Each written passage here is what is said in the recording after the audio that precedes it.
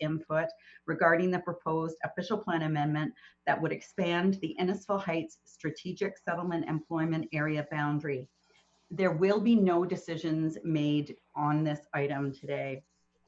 First, we'll hear from town staff, and after they have spoken, council may have a few questions or provide comment. Then we'll have the public consultation where members of the public who have pre-registered will be identified on the speakers list. And when it is your turn, I'll ask you to turn on your video and audio, and you'll have 5 minutes to express your concerns or ask questions. And town staff will respond where possible. Should anyone need to speak for a second time to identify an issue that has not already been raised or to receive clarification, they may be provided an additional 5 minutes. Should any member of the public watching the live stream wish to make comment during the meeting, they can email or call clerk services, where the deputy clerk will be monitoring for input and will provide your comments to council and town staff during the meeting. Any comments received will become part of the public record. If you do not submit your comments during this meeting, you can still send them in, and they will be provided to council and town staff, and you will also be added to the circulation list as an interested party, where you will be kept updated on any future information regarding this item. The email and phone number will be listed on the PowerPoint during the meeting and is also available on tonight's agenda that can be found on our website. So we will now hear from the town clerk on how the public notice of this meeting was provided. Mr. Clerk. Okay. Oh my. Thank you, Worship.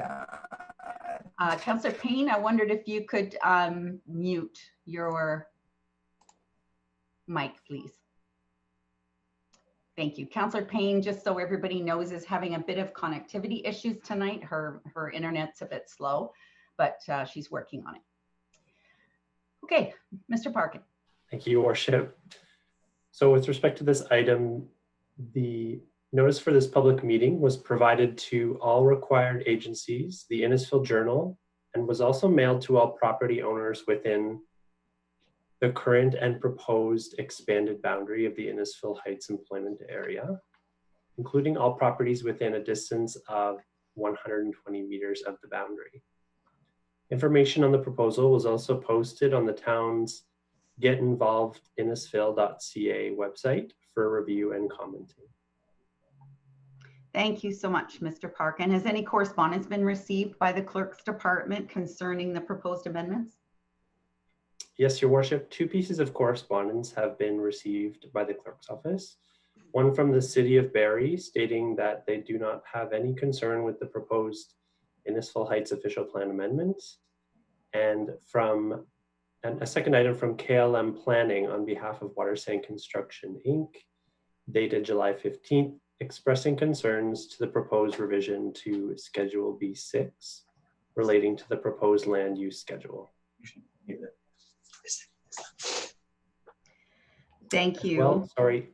As well, Your Worship, members of the public may provide comment or register their interest regarding the application during the meeting or up until council makes a decision on the application by contacting the clerk's office.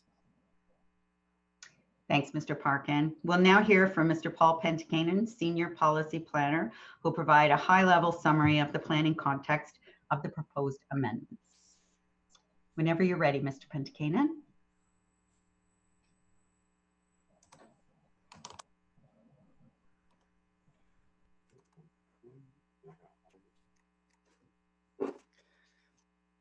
Thank you, Your Worship, and good evening, Council, staff, and all those listening virtually. I'm happy to provide you with an overview of the proposed official plan amendment to expand the boundary of the Innisfil Heights employment area. Before I provide this high-level overview, I think it's helpful to have a quick step back to understand the background context and really highlight the long journey of over 10 years that it has taken us to finally be in this position to expand the boundary in our official plan. A more detailed timeline is attached to the staff report, but I'll provide a quick overview here. First, as Council is aware, but to also identify this to the public, the town's official plan, we need to follow the policies of the provincial plan, such as the provincial policy statement and the growth plan for the Greater Golden Horseshoe. So therefore, despite the town's OPA 1 to its 2006 official plan showing an expansion to the Innisfil Heights boundary, this was at odds with the new direction coming from the province under the growth plan, both through the specific policies for the Simcoe sub-area in 2009, as well as the directive for Innisfil Heights that specified the boundary for Innisfil Heights, as well as the employment uses that can be permitted. Because of this, the town's OPA 1 never took effect. Overall, the province, through its directive, requires Innisfil Heights to be planned for employment uses such as warehousing and manufacturing that require large lots, while offices can only be permitted as an accessory use and major retail and residential uses are prohibited.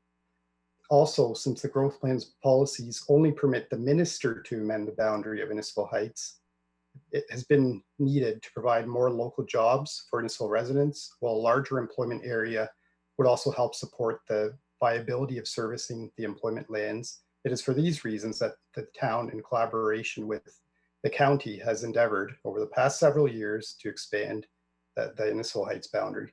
This ultimately resulted in a formal submission to the minister in 2017. And finally, in April of this year, we received a letter from the province that the boundary had been expanded. So the purpose of this OPA is therefore to show this new boundary in our official plan so that employment uses could be permitted within these expansion lands. So as a zoomed out overview of the amendments being proposed to Schedule B6, what's proposed is that the employment area that already exists within the balance of Schedule B6 be expanded to the expansion areas. So I show in yellow the areas where the employment area would be extended to. And within this employment area designation, a broad range of employment uses are permitted, such as manufacturing, warehouses, processing, and those uses that require the large lots of land are permitted. And this is to conform to the provincial planning requirements that I previously noted. And to also implement this large lot requirement. There's an existing official plan policy that requires new lots to be a minimum of 5 hectares in size. Also to note is on these expansion lands, between the 6th and 7th lines, there's key natural heritage features and key hydrologic features overlay designation. That this designation is currently within our official plan on Schedule B. So this OPA is proposing that this designation continue to apply to these lands. And that's really to protect the heritage features that do exist on these properties. So to zoom in a little bit to the north expansion lands, and this land is proposed to be redesignated from predominantly agricultural to employment area. Just for context, the areas where the employment area would be here at Echo. So just for context, this is the highway, Highway 400, our municipal boundary to the north, 9th line, the rail line to the east, and then 5th Side Road. So that's proposed to be employment area. Also, just to note is a primary visual impact area overlay. So that's indicated by this hatched area that already exists on both sides of the highway currently within our official plan. And that's really to try to minimize and screen parking lots and screen outdoor storage uses from that's visible from the highway. And then this is essentially just proposing that this be maintained within the expansion areas as well. There was a submission with concerns of this potential road connection that we felt to be important to provide that connectivity across municipal boundaries to the north. This already exists in our official plan, so this is really continuing and reflecting that identification of potential future road connections within that area of the expansion lands. There's a bit more happening on the south expansion lands, which are between the 7th line and the 6th line.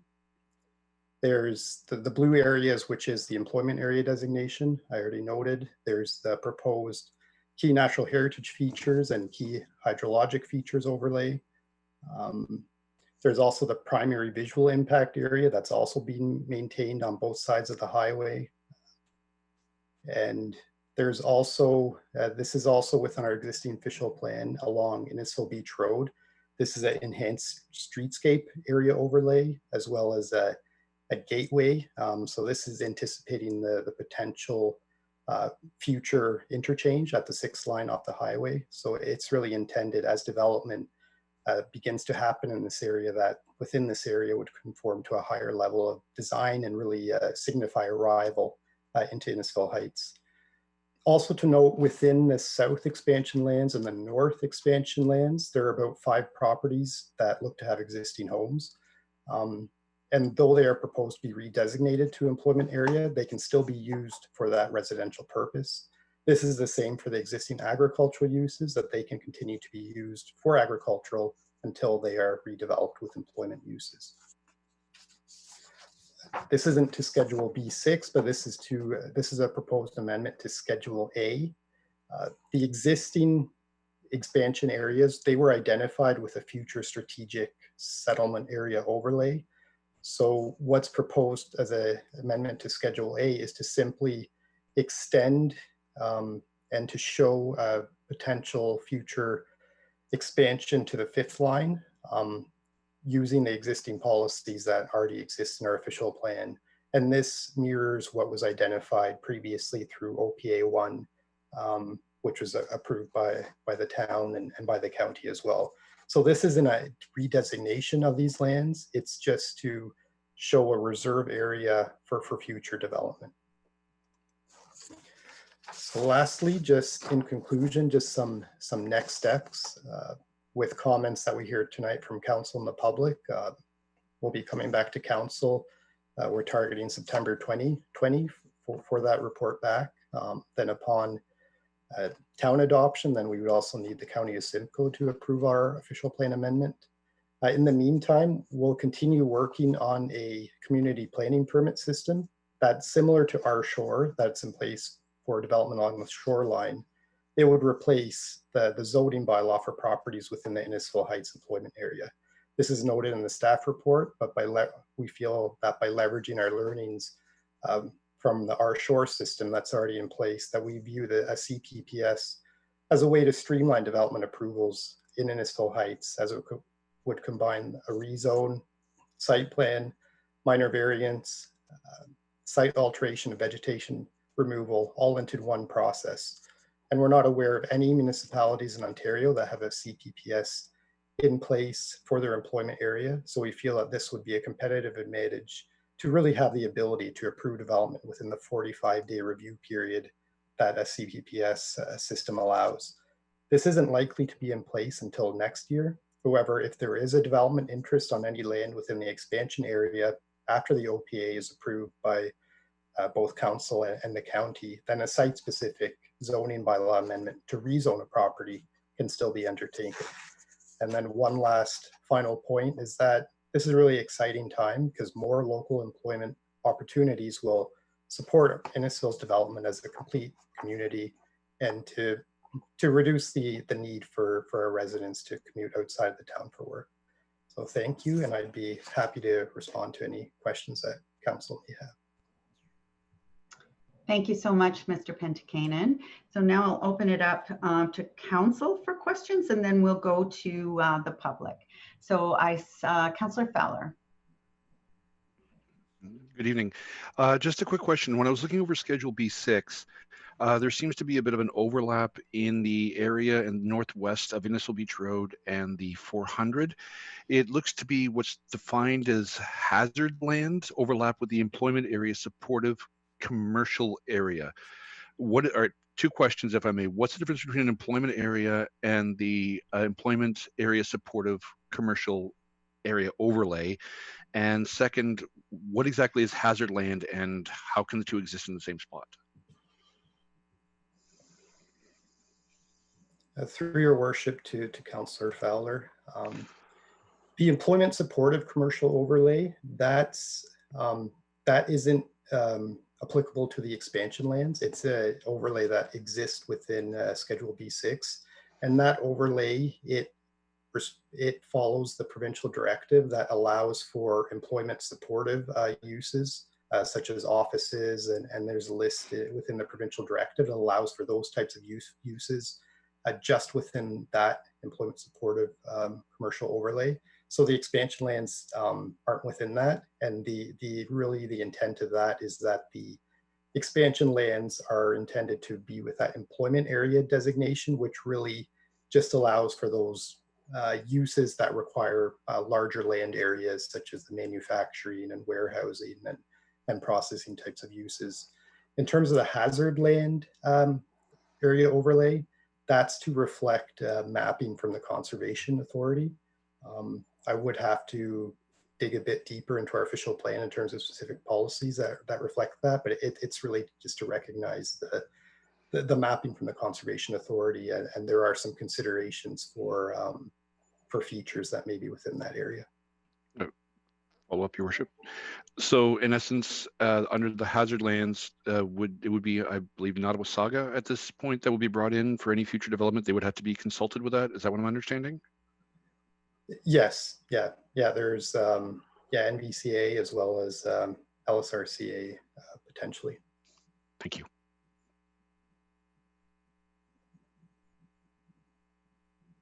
Thank you. Deputy Mayor Davidson. Thank you, Your Worship. The CPPA lands that CPPS lands that you're talking about. So you're saying if there was an application to come forward inside ZBA 6 line, that after the OPA, there'd be a 45-day turnaround for approval. Can you clarify that if I'm correct or wrong, please? Through you to Deputy Mayor Davidson. Yes, that's correct. Once there's a CPPS system in place, upon a complete application, a complete development planning application, there is a 45-day review period that's set under the Ontario Planning Act. And you think that we as a municipality would be able to approve it, and that's a pretty short time turnaround? We'd be okay with that? Through you to Deputy Mayor. Yes, that is a fairly short turnaround, but it's also after a complete application is determined. So there would be definitely some lead up and communication and a consultation with the applicant before we receive all that information. But as noted, that's something that we feel to really be a competitive advantage to shorten the development approvals timeframe, especially for employment uses. Follow up, Your Worship. Mm-hmm. Thank you. Yeah, because I think that's always been our problem somewhat with the Innisfil Heights because of infrastructure, and that our timeline was so long to get an answer. Maybe this is the solution that we've needed for so long. So I appreciate your work in that area. Okay. Thank you. Other questions or comments from members of council? Councillor Orsatti. Thank you, Your Worship. Just in follow-up to Deputy Mayor Davidson's, for complete applications in 45 days. In the document, in the report, it talks about the financial considerations and the additional financing for wastewater servicing. So if we got an application and it was a complete application, we are not able to turn that around until we have our wastewater servicing in this area, or how is that going to be addressed? I presume that's probably going to come back in September 2020. Mr. Petikainen?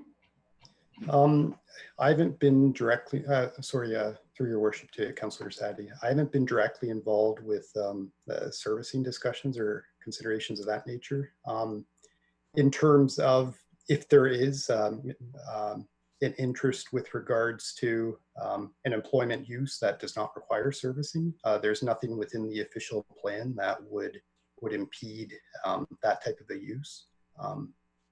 I see Tim has his camera on, so maybe Tim has some additional information to add. Thank you. Mr. Kane? Yes, through Your Worship to the councillor's question. Certainly the servicing needs of a particular development will be assessed at that pre-consultation stage. So, together with that, understanding those needs in the master planning process, by all means, if we can advance those applications that don't require full servicing, those will be done. And if they do, then, we'll work to expedite that through the capital program. Thank you. Any other questions or comments from members of council?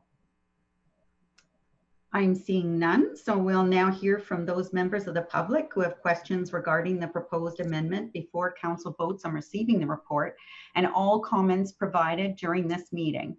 The speaker order is now on the screen.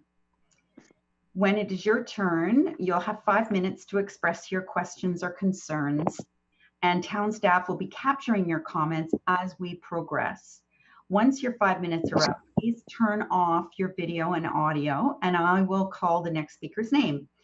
Once all speakers on the list have spoken, I will ask if there's any additional speakers, and at that time, please turn on your video only and raise your hand, and I'll call a speaker's name and ask that they turn on their audio when it's their turn for the additional 5 minutes.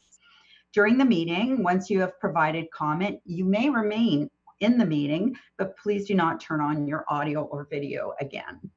You may also leave the meeting and watch on our YouTube live stream channel.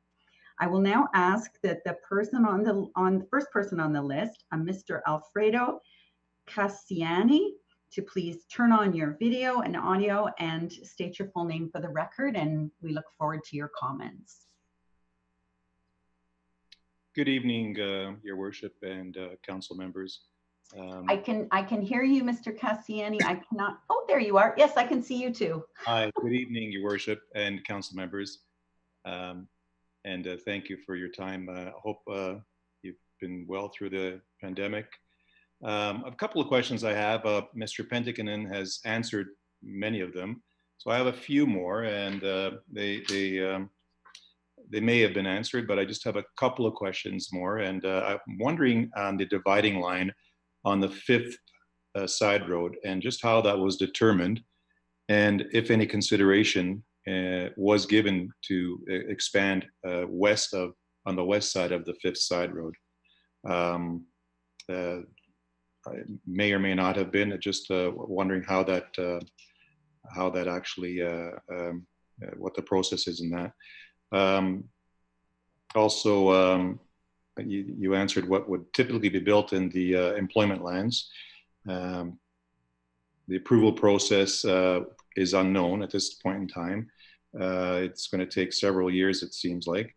Another question I had was looking to the north on the 5th side road, just north of the 10th, which I believe is Barrie and may be irrelevant in this evening's meeting, but I just wondering if it would be trending. That seems to be residential, or I think it's residential that they're developing. Is that going to be trending south along the 5th line in future on the west side of the 5th line? Most of my other questions seem to have been answered. The infrastructure and the wastewater that's going to be coming down, and the lanes being expanded to 4 lanes. When would that be occurring, or when would that be going on? In the next year or two, or when might that be happening? That's pretty well all I have for questions this evening, and that's about it. Yeah, thank you. We'll endeavor to get some of those answered for you right here and now, and those that we can't, we'll certainly include in the report in September. So, Mr. Pentikinen, did you want to deal with the ones to do with planning, and then I'll perhaps have somebody that can talk about the servicing? Yes, thank you, Your Worship. In terms of how the boundary was identified, like I mentioned, that was identified through OPA 1 through to the town's 2006 official plan. So there was a growth management study that supported that process, and it was identified at that point to be along the 5th side road. So that's really the background for why the boundary is then following through to our OPA here tonight. In terms of considerations for going to the west side of 5th side road, that's definitely something that can be a consideration in the future potentially. But it's something that at this point, it can't be addressed through this OPA because we have to reflect what the provincial boundary has been identified as. Thank you, Mr. Pentikainen. Can you speak also to the last question regarding the city of Barrie and their lands and the potential of that trending south? Yes, thank you, Your Worship. The Barrie does have a secondary plan for those lands, which I off the top of my head, I recall them to be a mix of employment uses as well as I think some residential maybe as part of that as well. But as far as us expanding south into Innisfil, south contiguous to that is probably not in the plan at this time. Mr. Kane? Yeah, through Your Worship, to the delegation. Yeah, the growth for Barrie right now is limited to their current boundary, which is is 1/2 lot south of the, let me get this right, the 9th line. No, the 10th line. Thank you. And in terms of Innisfil's long-term growth plan, we're not proposing any residential growth up in that direction. Certainly the focus has been on employment growth. And as Mr. Pentikainen mentioned, the employment growth is what is predominant in the City of Barrie secondary plan areas east and west of Highway 400, which mirrors well with Innisfil Heights.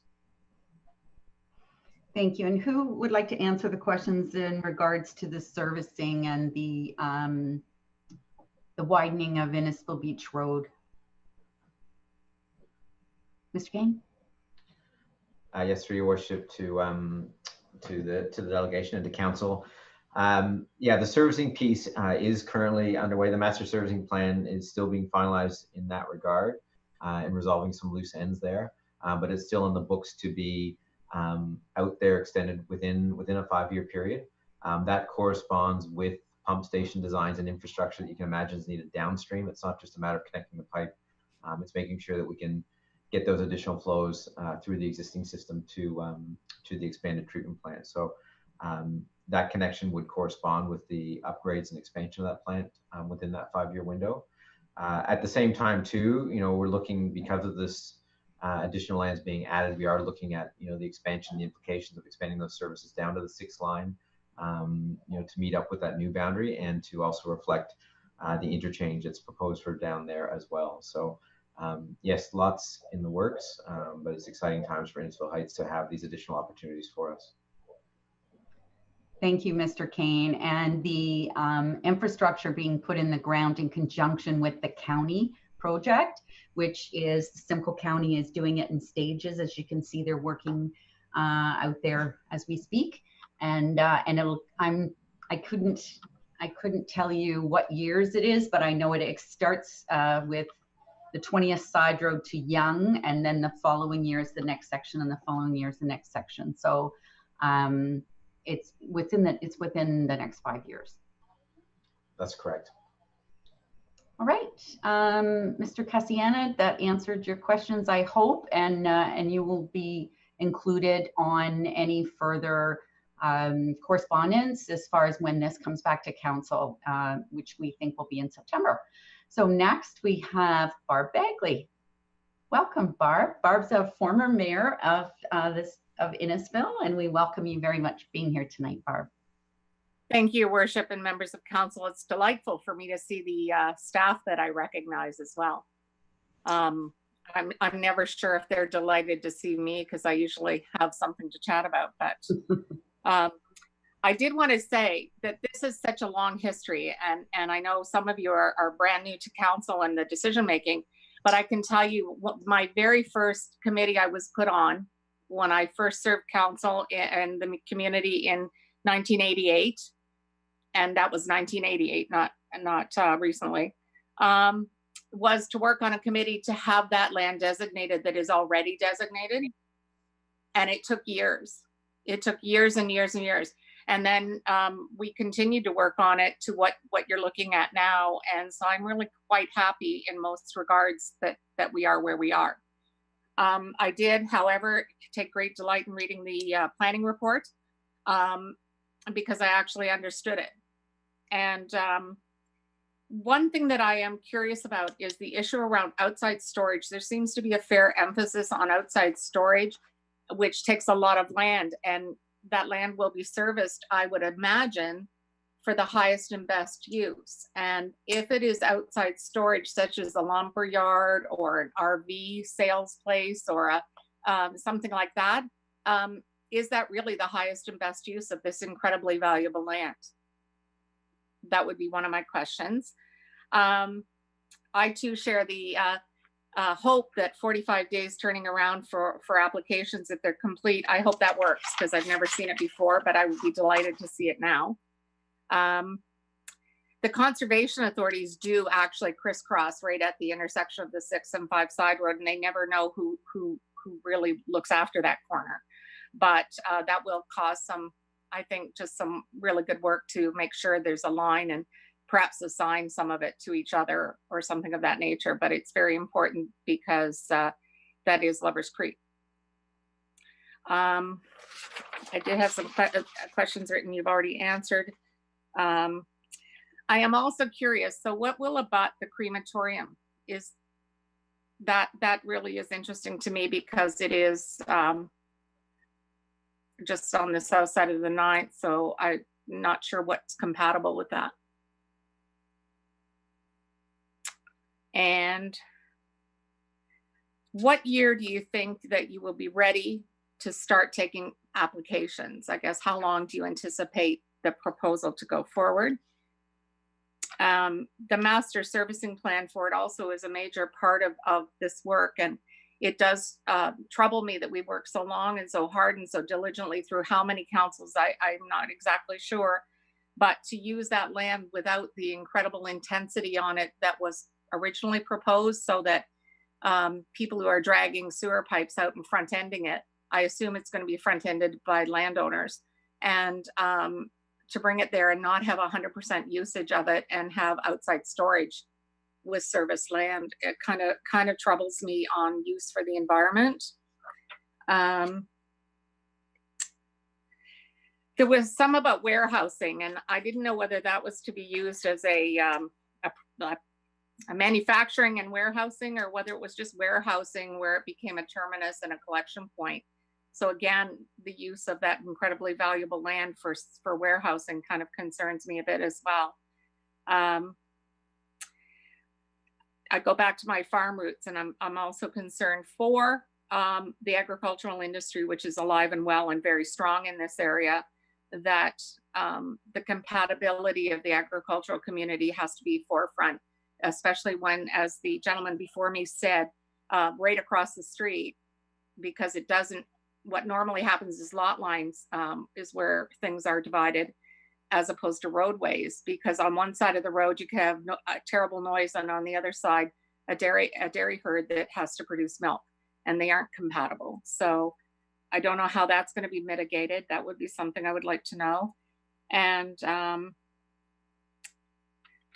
I would like the answer about what the proposal is for front end servicing. And I think that's it. I'm really glad to see us, the community, at this point, but I just want to remind you of how hard and how long this has been getting here, and all of this possibility that's there for us with a very intense service land is what was always what was being asked for, and we didn't have it. So I just don't want to see us with warehouses and outside storage. Thank you very much, Your Worship and Council. Thank you, Ms. Bagley. I just wanted to acknowledge, I had a thought today when I was going through these reports about a meeting you had with, I think it was Minister Glenn Murray, and when you were mayor, and you know, pushing this, advocating for this, and feeling quite, if I remember correctly, you were quite discouraged after his meeting, and So to see us get here today, I'm sure is quite rewarding for you. And I thank you for all of the hard work that you put in over the years to get us to this point. Your Worship, thank you for those kind words. I look forward to the debate. Thank you. All right, so now I'm going to ask Mr. Pentikainen if he can take a stab at a lot of these questions. Yes. Have you been writing them down, or do you need me to go through my list? I think I wrote down yeah, most of Ms. Bagley's questions. First, with regards to outdoor storage, and is that the highest and best use within this area?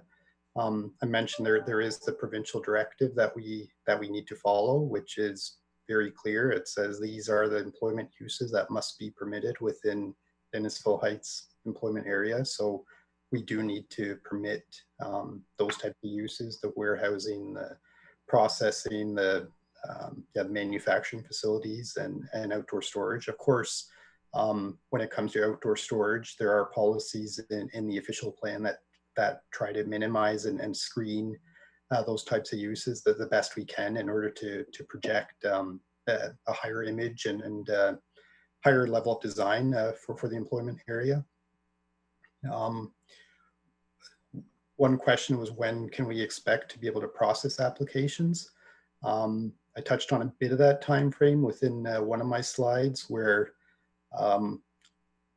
when this recommendation report comes back to council by September, that upon council adoption, we would have our package over to the County of Simcoe, and hope is that by the end of the year that the County of Simcoe then could have our official plan approved anyways. And once the OPA is approved and in place, and there's an employment area designation on the expansion lands, then at that point, prior to the CPPS process, if there is in development application for an employment use, they could proceed through a site-specific rezoning just for their property. So potentially later this year, early next year for those types of uses. One question also was about the uses that would be abutting the crematorium.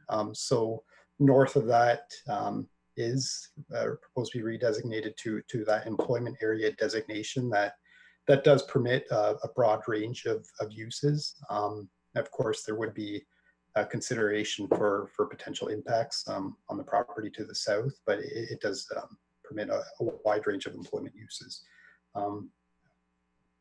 Yeah, those I think were most of the main questions, and they'll definitely be addressed in more detail within the report.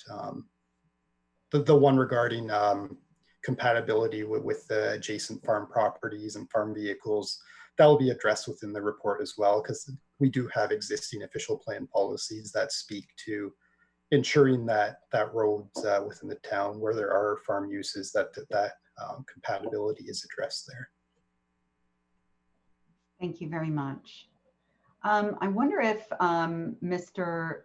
Melanishin might comment a little bit on the front end servicing piece. Thank you, through your worship. I will put my CFO for in-services hat on that role. That we're looking at different options for moving forward and servicing those in the new Innisfil lands, the current lands and the expanded lands. We are working and looking forward to a partnership with the county, with the designation of those lands being for employment lands that don't impact just Innisfil. They do impact the broader Simcoe County. So we are moving forward to enter a strategic agreement with the county in a partnership to help and move forward with the financing and the servicing of those lands. There was previous landowner groups that I believe and understand, and I think I'll pass that off to Mr. Rayner that can talk prior discussions for that. But as we say, we're looking forward to a partnership with the community, and as well as current developers that will move forward with DC prepayment agreements to assist with the servicing of those lands. Thank you so much. Mr. Rayner? Thank you, Worship. Not much to add. Just to confirm that the previous council had directed staff to engage with the landowners group in the Innisfil Heights area. That group has laid fairly dormant given the master plan that was being worked on.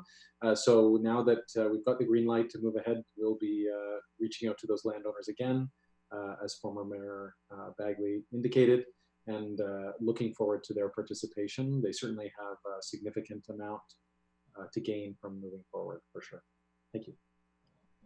Thank you. So is either speaker have anything addition they'd like to add?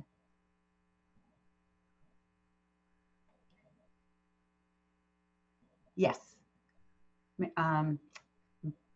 Mrs. Bagley.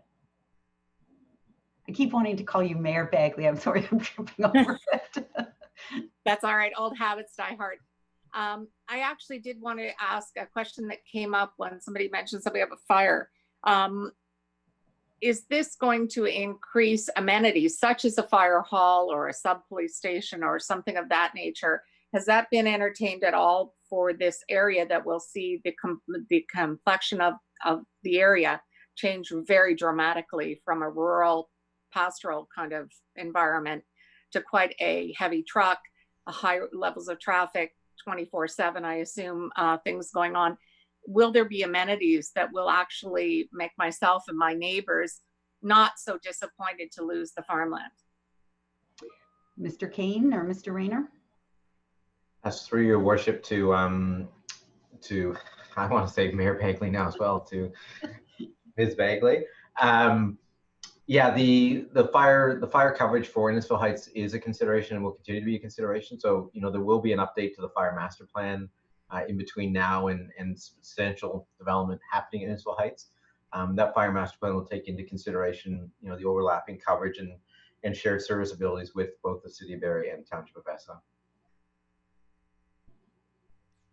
Thank you, sir. I now ask if the clerk has received any emails during this meeting. Your Worship, no, nothing has come in at this time, and I just touched base with the Deputy Clerk, and there has been no phone calls either at this time. Thank you so much. Thank you to everyone who has taken the time to provide input regarding the proposed amendment. I will say that it is a little awkward in this format to have public meetings, but I appreciate everybody's patience. I also just wanted to say that I share in former Mayor Bagley's excitement in seeing this move forward after a 10-year stalemate, getting the minister to sign off. And so a big thank you to Minister Stephen Clark, the Minister of Municipal Affairs and Housing, and also to our staff and to Ms. Vraybush for all of her hard work in getting us to where we are today.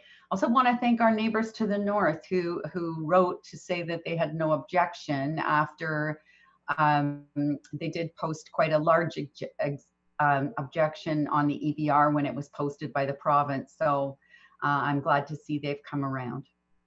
So having said that, thanks everyone. We'll now go to the recommendation, and I would ask for a mover and a seconder, and then ask council if they have any further comments or questions before the vote. So mover and a seconder is Councillor Van Berkel and Deputy Mayor Davidson. Any further questions or comments before we call the vote? Councillor Waters. Yes, and listening to the discussion and listening to the types of uses that land is going to have, is there no room in those designations for head offices that, which would be high density employment opportunities in this land? So we wouldn't see Google or anyone else bring head offices to this area, which has a high profile because it's right along the highway.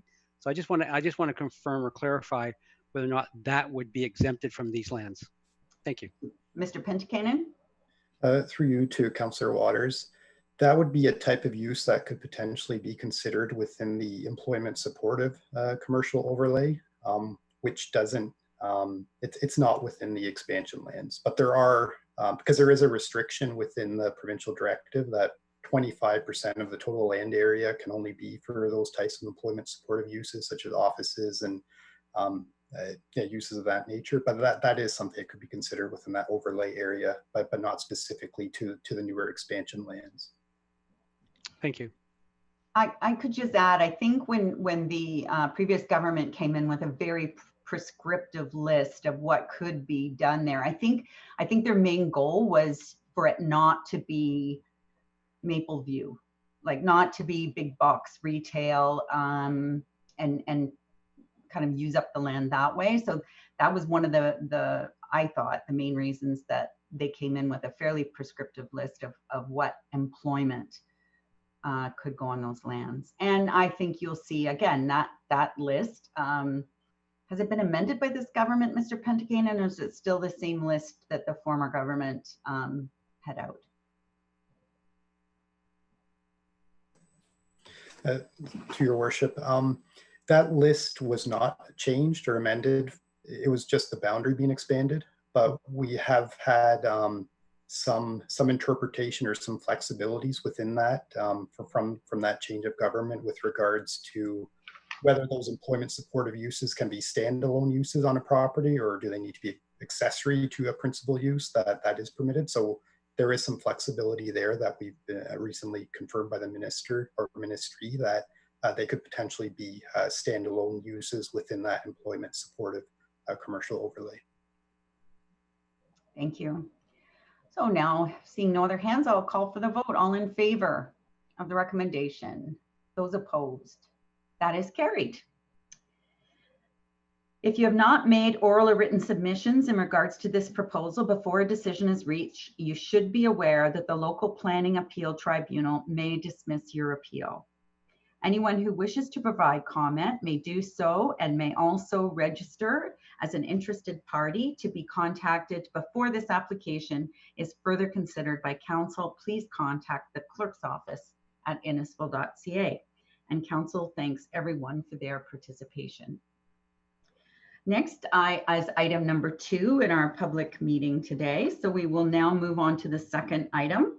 And again, the purpose of today's meeting is to both inform council and the public and to obtain public input regarding the proposed official plan amendment that would redesignate 1326 Innisfil Beach Road to a downtown commercial core designation to facilitate a mixed use development.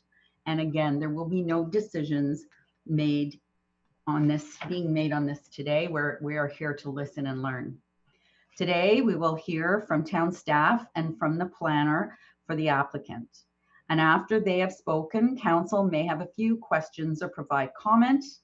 Then we'll have the public consultation where members of the public who have pre-registered will be identified on the speaker's list. Although I do believe, Ms. Deputy Clerk, that we did have no one, I think, pre-registered for this particular topic. That is correct, Your Worship.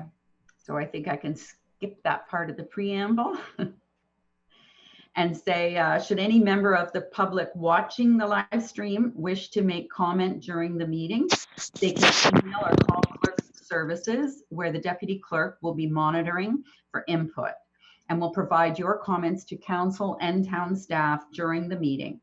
Any comments received will become part of the public record. If you do not submit your comments during the meeting, you can still send them in and they will be provided to council and town staff. And you will also be added to the circulation list as an interested party where you will be kept updated on any future information regarding this item. The email and phone number will be listed on the PowerPoint during the meeting and is also available on tonight's agenda that can be found on the website. We'll now hear from the clerk on how the public notice of this meeting was provided. Thank you, Worship. With respect to this item, notice for this public meeting was provided to all required agencies, the Innisfil Journal, and was also mailed to all property owners within a distance of 120 meters of the subject land on June 25th, 2020, and signage was posted on the property as well. Information on the proposal was also posted on the town's Get Involved Innisfil.ca website for review and commenting. Thank you.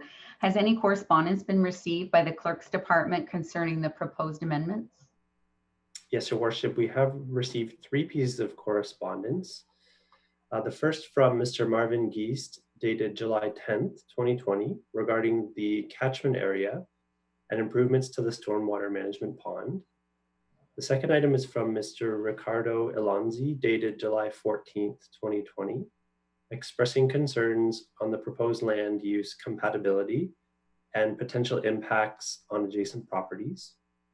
And the third item from Ms. Tara Filto, dated July 15th, 2020, expressing concerns related to the size of the proposed development. And Your Worship, just a quick reminder that the public may provide comment or register their interest during this meeting or up until council makes a decision on the application by contacting the clerk's office at the town.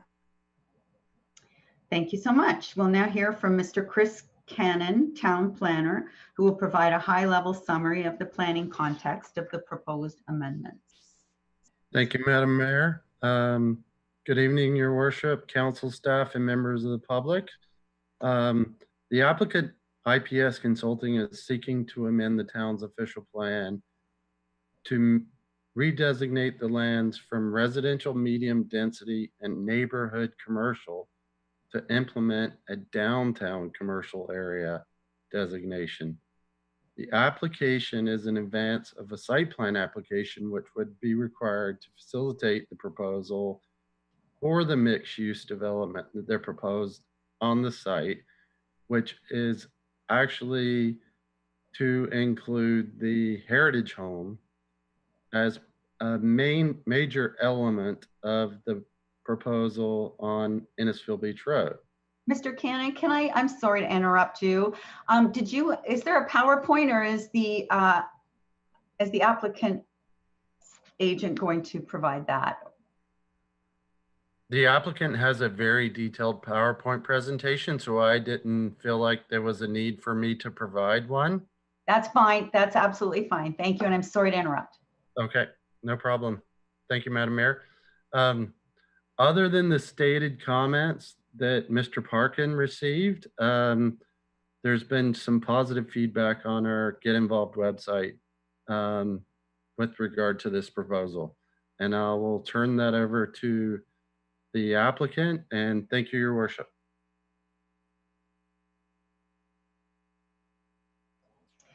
We'll now hear from Mr. James Hunter, planner for the applicant, who will provide further details regarding the application.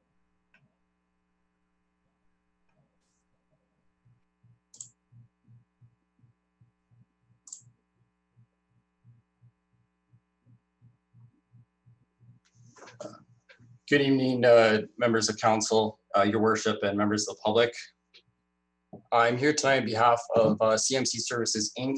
and the landowners of 1326 Innisfil Beach Road.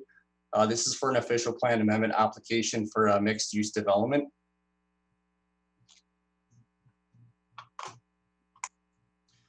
So the subject lands are located at 1326 Innisfil Beach Road. This is within the settlement area of Alcona. The property contains 114 meters of frontage along Innisfil Beach Road and land holdings of approximately 1.3 hectares. This is in with close proximity to various commercial, institutional, service, and amenities within Alcona. There has been a significant wave of development and redevelopment within Alcona, especially along Innisfil Beach Road. The surrounding area of this location to the north is a future residential subdivision, which has been draft plan approved. To the south is existing residential areas and the country home sales office. To the east is Alcona Glen Elementary School and also residential areas. To the west of this property are mixed-use commercial properties adjacent, and then there are existing residential uses further to the east. The subject lands are primarily vacant except for a single detached dwelling located on this property. I'm going to refer to this tonight as the Heritage House. Property is not designated as a heritage property by the town. However, it does maintain great cultural and historical value. The single detached dwelling on the property is believed to have been constructed by settlers in the mid 1800s, and the dwelling later became the residence of the town's former mayor. Great effort has been made to preserve this dwelling, and it has been integrated into the proposed development. A design charrette was held on March 5th with members of council, the Heritage Committee, and town staff. At this design charrette, we provided 3 design concepts. Feedbacks, discussions, and comments occurred, and the design charrette was used to evolve our concept, which has been presented tonight and in our official plan amendment application. The proposed development is a mixed-use concept, so we are proposing 4 stories in height. The development is a U-shaped, purpose-built apartment building, which would provide 137 units. These are 1 to 3 bedrooms per unit. 10 commercial units will be provided at street level, which front Innisfil Beach Road. It will have 8 office units located above the commercial units on the 2nd level. We have integrated the Heritage House, and it has been located in the center of the commercial and office uses. This also provides a focal point from Innisfil Beach Road, open space, and it will recognize the history of the subject lands. Parking is provided primarily underground for the residential units. We have commercial and visitor parking spaces located at grade for accessibility, with a total of 236 parking spaces provided. This includes 206 residential spaces, 30 commercial, and then 146 are primarily underground. We have various amenity spaces provided, including private balconies for the residents. We have patio spaces located along Innisfil Beach Road for the commercial and office units. And then there's a large courtyard located interior of the site. On this slide here, we can closer see what is proposed with our concept design. On the top left, you can see the proposed development. We have the Heritage House integrated right into the center. Along the sides, we have the commercial units, and in the rear, you can see the residential units appearing.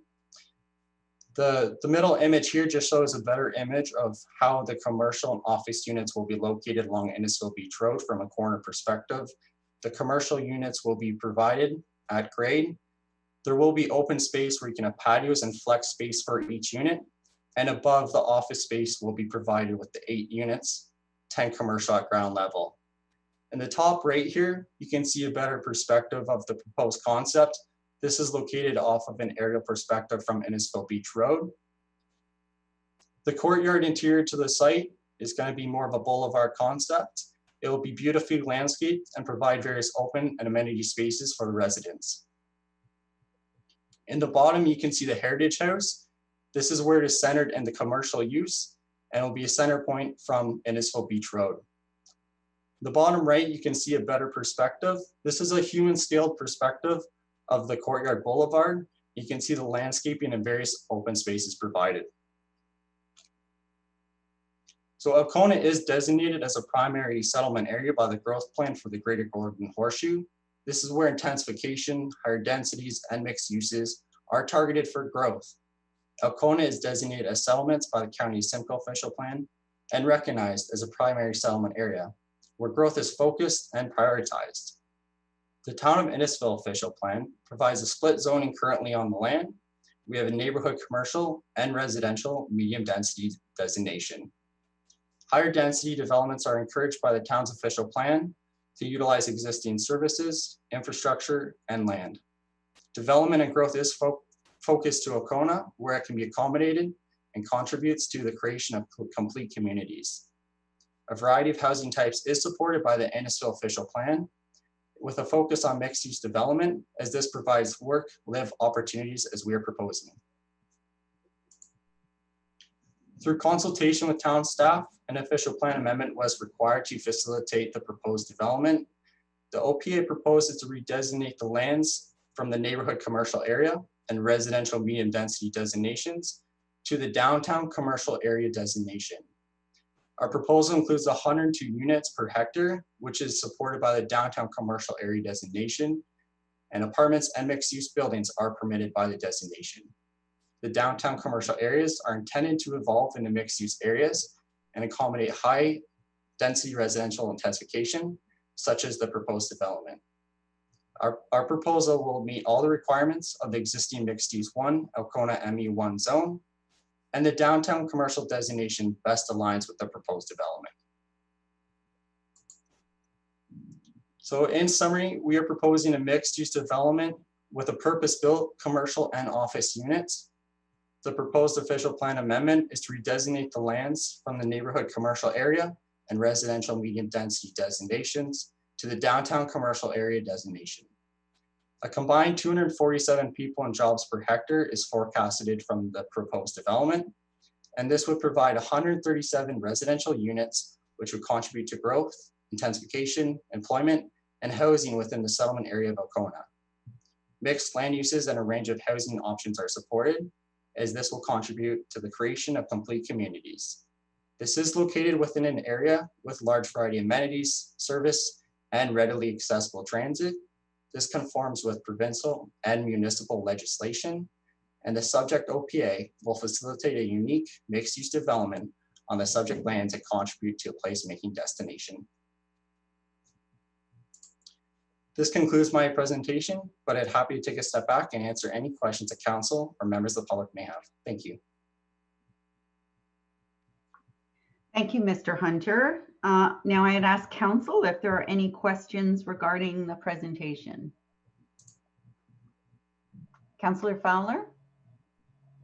Just one, it's more of an aesthetic question, Your Worship. Mr. Hunter, in some of the pictures with the front view of the property, it appears that the Heritage House is connected to the commercial space. Is it a standalone structure, or is there something that is connecting it to the greater structure as a whole? Through Your Worship, so the Heritage House has been integrated right in the middle of the commercial and office units. So it will provide a common elements access point to both the residential and the commercial units, so it will be connected. Councillor Waters? Thank you, Your Worship. I have a couple of questions. One has to do with whether or not there's been a traffic study done on the property. We know that Alcona Glen has some issues around traffic of a lot of traffic in and out of the school. And in terms of how the in and out traffic of this development is going to impact negatively or positively on Alcona Glen and the traffic we see around there. And then I have a second question following. Thank you, Mr. Hunter. Yeah, through Your Worship, so we submitted an official plan amendment application, which we're considering here tonight. Approximately a week ago, we submitted a detailed site plan application. As part of that, we did complete a traffic study, looked at the surrounding areas and Innisfil Beach Road. In addition to that, the site has been designed with 2 access points off of Innisfil Beach Road to eliminate any impacts. Based on the study, we're not anticipating any impacts on the adjacent school. Okay, thank you.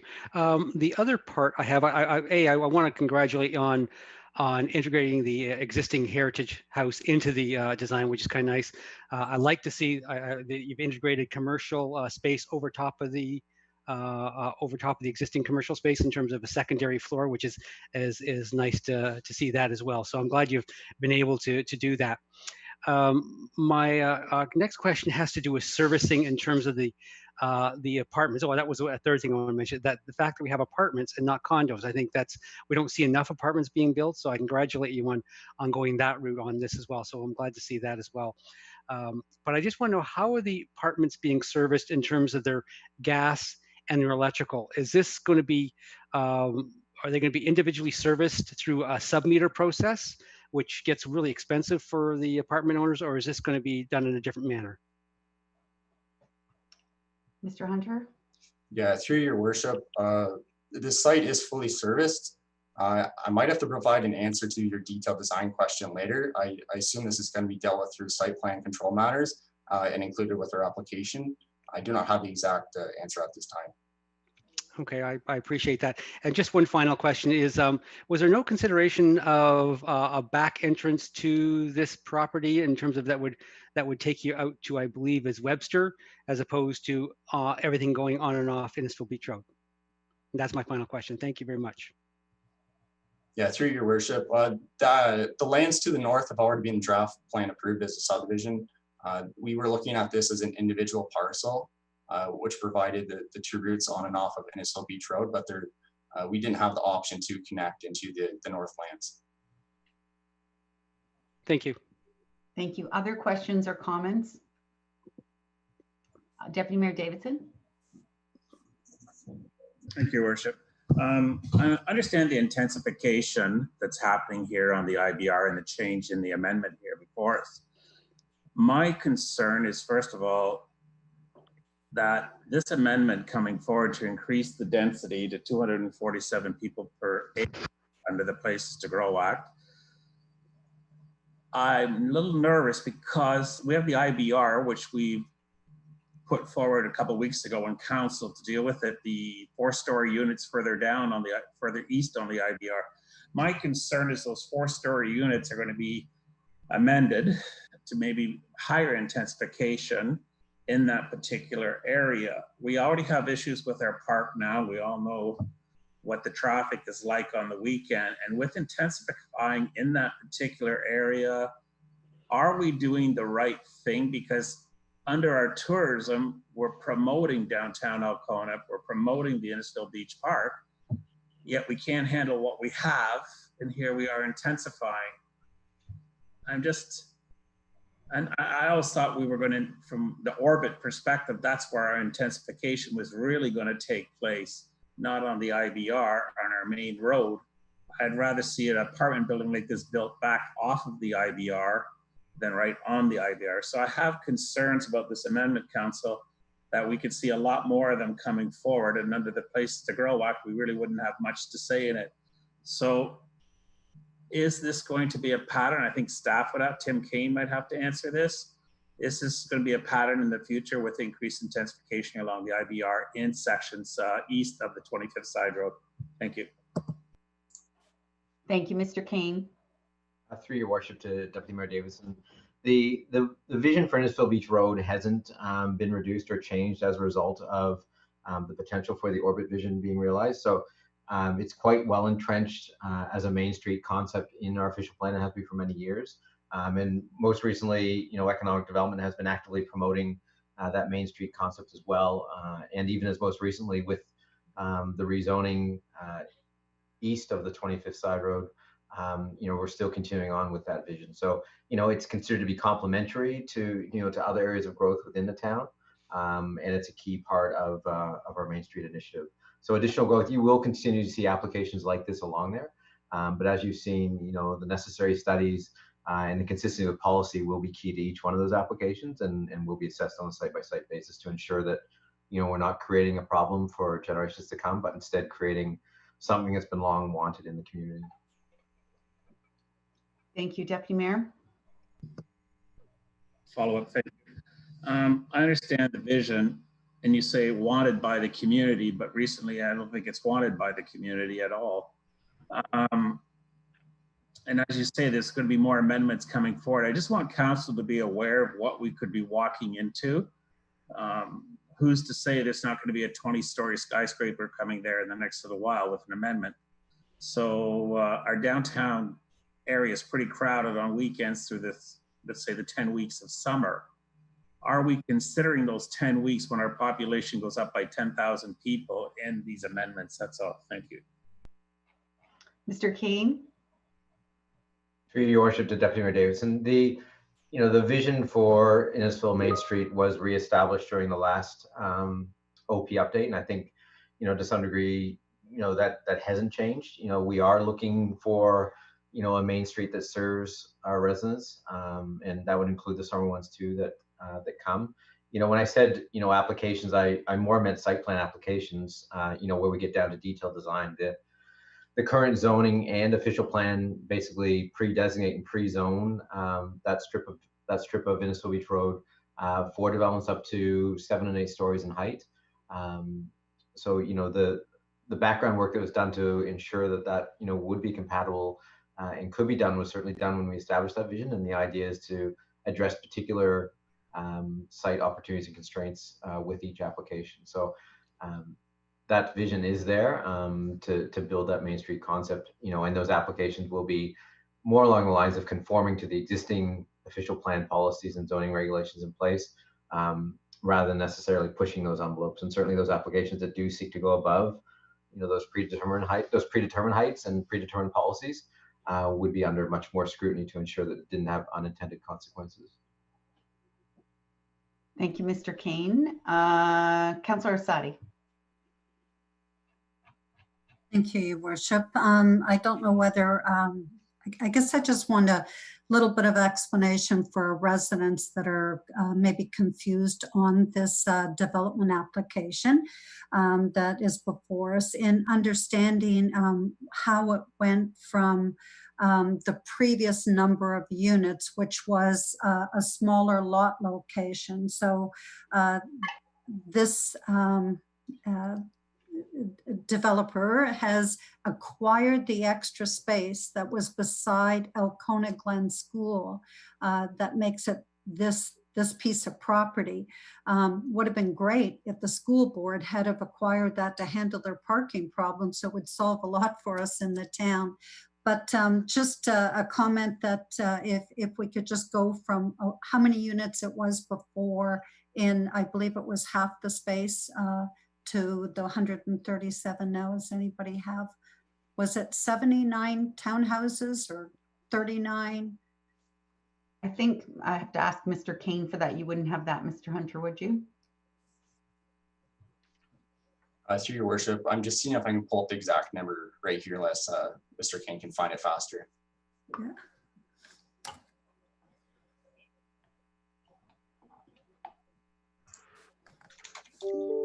While it's being looked for, Your Worship, I don't have the exact number. I do know that it was, a 3-story townhouse concept at the time. I'd only be guessing what that number might be. So hopefully Mr. Hunter can bring it up, or Mr. Cannon might have some of that background as well. Did you have another question while they're looking that up? Yeah, so I guess just confirming that this area of Innisfil Beach Road does allow a height restriction. It does allow a height of 7 stories, but this application is 4 stories, correct? Mr. Kane? I'll defer to Mr. Cannon to answer that one in particular. Okay, thank you. Hi, through you, Your Worship, I can help answer that question through Councillor Asadi. The low density residential townhouse development that was on the left side or the west side of this development property was approximately about 24 townhouse block units, approximately. Again, I don't have the exact number, but it was around 24 units. The maximum height in the zoning bylaw for this development is 15 meters. So we're around 4 to 5 stories. The zoning restricts heights on this area to a maximum of 15 stories, which the applicant has demonstrated through some preliminary plans that they're adhering to those zoning restrictions.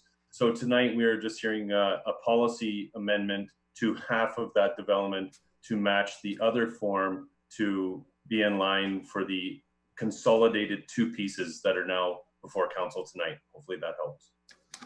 Thank you. And I think that helps residents to understand how it went from the previous number of units to what it is currently now. It's not the same footprint in the land. It's an acquired additional piece of property that was spaced by the school. I also want to make a comment that I really liked the way that you incorporated the Heritage House into this. I was one of the ones to sit on that charrette. So I think it's very complimentary. It continues some heritage in our community. I'll certainly be interested in seeing from staff later on the traffic and how the town is and the traffic study committee is working with the school board and different schools in the future in looking at how we can better address the traffic for all of our schools. Thank you. Thank you, Councillor Asadi. Any other questions or comments? Councillor Waters. I was just going to mention that that this is not the only development on Innisfil Beach Road, which is is more than 3 stories. We already have the existing apartment at 25th and the 8th line, which is 6 stories, and we have 2 other proposed developments at Jan's and 25th, which is I believe is going to be 7 stories, and then there's another condo development. So there are other developments that are in the pipe that are going to be actually quite taller than what we have here. So 3 stories taller than we already have. So this is the type of more dense development that is going to be along Innisfil Beach Road. And I think it only allows future businesses to want to be there because they're going to have all this additional built-in consumers in walking distance of all these. So it's just not the only one on Innisfil Beach Road that's planned. Thank you, Councillor. Questions? I have one, Mr. Hunter, and I don't know if it's a fair one or not, but I'll ask it anyway. Does the term apartment apply that it will be rental, or could apartments then somehow be turned into condominiums? Thank you, Your Worship. The intent is to have an apartment building here, so this would be a rental purpose built. The commercial and office spaces are designed to almost be a flex space, so this is going to be based on market demand and what is available for leasing. So that is exciting. Local businesses will have an opportunity to lease these spaces, design them how they want, and also serve the local residents. I'm also just going to add in to the previous question. The previous file had 30 townhomes and 5 blocks. It was a pretty dense application. So what we've tried to do here is create a mixed use. So we're providing various types of amenities, open spaces for the residents. And we're trying to align with the goals and policies of the Innisfil official plan as Innisfil Beach Road evolves into higher densities and mixed uses. Opportunities like this to develop underutilized parcels of land are great. There's a lot of benefits that come to the residents, and I think this is an exciting proposal. Thank you. Very exciting to hear about the flex space. I think, given this pandemic, I think that's something that will become quite popular as people don't have to commute to work every day and can work remotely, and will need spaces like that in the future, I'm sure. The only other comment I might have is with Mr. Alonzi to the north. If there, I know it's draft plan approved, but if there was a way to provide some sort of another link, even if it was a pedestrian or path, active transportation link somehow through the that proposed subdivision, just a thought. Yeah, thank you for the question, Your Worship. We've designed the site based on what has been available to us. It's draft plan approved, so they have their own process and design that they're going through. Located at the rear of this property, we do have a parking barrier to the adjacent residential, along with a landscaped buffer. We could look into opportunities to connect the two, but essentially that would be up to the north landowner. Okay, thank you. All right, any other questions or comments? Okay, where am I on my list here? Was there any members of the public? There was no members of the public, so was there anybody who came in either by email or by phone? Mr. Clerk. Thank you, Your Worship. We actually did receive 3 email questions, so perhaps I can ask one at a time, and if someone wants to answer, if possible. So the first one was from a Mr. John Hurd. He was wondering if the setbacks of the original plan will be respected, and does this new plan include any affordable housing for the residents of Innisfil? Thank you. Can we answer that today, Mr. Hunter? Through Your Worship. So right now this is targeted as rental housing. It'll be market value. We don't have a direction or intent to aim specifically at affordable housing, but it will reflect the market value. And the other one about the setbacks? Yeah, so right now we've got a rear yard setback of over 21 meters. All the setbacks have been greatly increased in addition to parking located around the exterior of this property. This all will be respected. Thank you. Thank you, Mr. Hurd, very much. This is exciting. This is the first time we've got questions come in from. Okay, go ahead, Mr. Parkin. Okay, thank you, Worship. The second question is from Ms. Carol Griffith. She was asking how the proposed development would impact emergency services on site. Thank you for the question. Through your worship, emergency services have a lot of options in this proposed development. I can't screen share right now, but along Innisfil Beach Road, there's almost a pullover lane, I would call it, where they can pull in and service the site from Innisfil Beach Road. In addition to that, there's 2 large access points at the east and west sides of the site.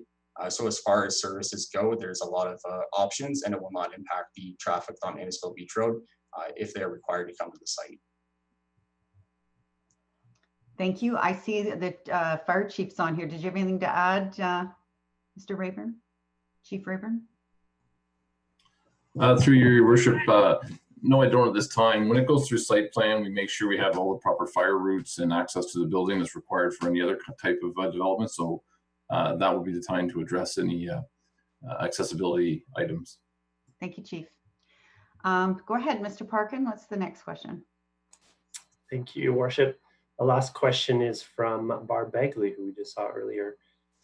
She was wondering if the structural integrity of the house has been certified by engineers or other appropriate professionals for the proposal, and what would happen if it falls down for some reason while it's being moved. Mr. Hunter? Yeah, through your worship. This house has been through quite a process, and by the applicant, there's been a lot of effort to preserve this house. Originally, it was located towards kind of the rear of the property. It has been relocated to the front and has been structurally sound, elevated off the ground. So we've done every effort we can to preserve this house, and we have full intent of integrating into the proposed development. So yeah, no impact is anticipated on the house, and we would love to keep it. Thank you. Is there any more, Mr. Parkin? We just received, just right now, another comment from Tara Filto. And since I've seen it here, I will read it out. She is asking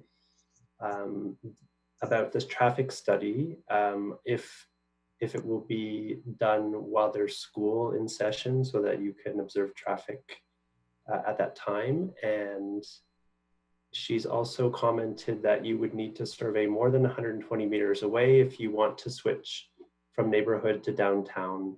People moved here not to be in a downtown area, and that's it. Thank you. Thank you. So I think all of those comments will form part of the public record and will be addressed in the September 2020 report that comes back to council. Thank you, Worship. And the Deputy Clerk has advised no questions from the phone lines. Great. Thank you. That's exciting. Thanks, everybody. It's nice to know that people are actually participating. So that's wonderful. Because I did notice on Facebook today, there was a lot of really good productive comments, and I would have been very upset if none of them would have found their way into the actual public process. So now, I've lost my way again. See, I got so excited. Thank you for everyone who's taken the time to provide input regarding the proposed amendments. We'll now, oh no, I've done that. Yes, we will now go to the recommendation. I'd ask for a mover and a seconder for this recommendation. And that's moved by Councillor Waters and seconded by Councillor Payne. Any final comments or questions from members of public? I'm sorry, members of council. It's been a long day. Seeing none, all those in favor? That is carried. So if you have not made oral or written submissions in regards to this proposal before a decision is reached, you should be aware that the local planning appeal tribunal may dismiss your appeal. Anyone who wishes to provide comment may still do so and may also register as an interested party to be contacted before the application is further considered by council. Please contact the clerk's office at innisfil.ca. Council thanks everyone for their participation, and council will now consider the recommendation to receive the report. We've already done that. So now, council, I'm going to ask, it is 7:59, 8 o'clock. If we could recess for 5 minutes and reconvene at 8:05. I know the clerks have to do some switching around on screens and things, and so we'll give them 5 minutes to get themselves organized, and then we'll continue our meeting. Thanks, everybody.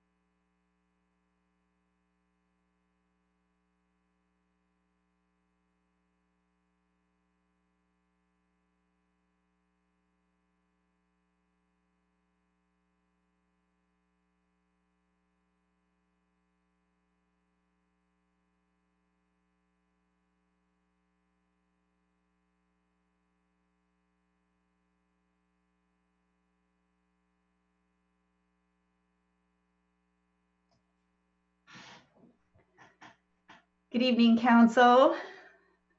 Thanks for that break. We will now move to item 6.1, which is presentations. And tonight we have a presentation from Partisan, and it's regarding the Orbit Rail Station Concept Design's next steps.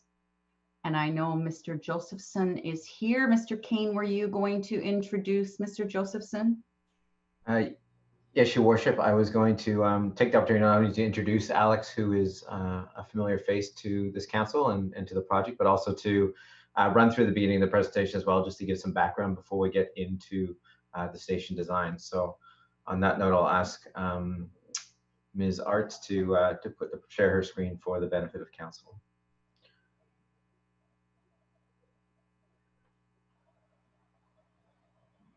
Okay. So good evening, council staff and guests. It's good to be here again to share the progress of the Orbit vision. It's obviously a key part of infrastructure for the town as we strive to be a complete community and a template for more sustainable growth.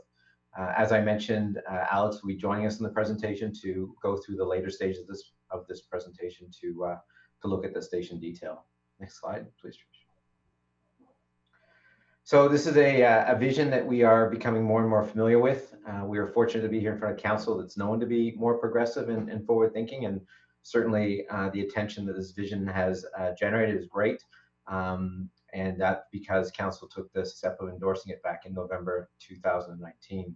It's an aspirational vision for development around the new rail station, grounded by principles in the community strategic plan, our place official plan, and it provides direction to a process that we want to consider for a new form of development in Innisfil. So the orbit isn't predetermined in any way. What it does do is give us guidance as we go through the various or many approval processes that are going to be required to get a community that we all want to be part of and want to see for the longer term.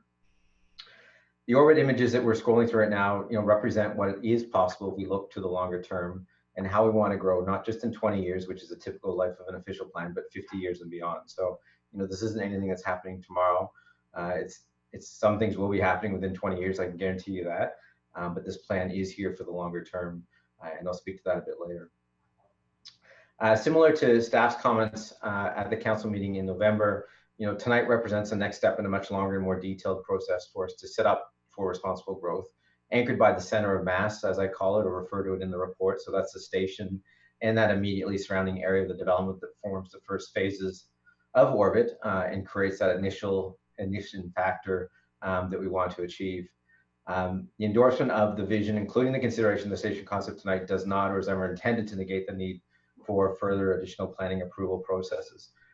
Instead, the guidance and comments that are received by council tonight and by any other input that we receive, will guide that next round of detailed design that is necessary, and that will be through that will go through town review and various approval processes in the future.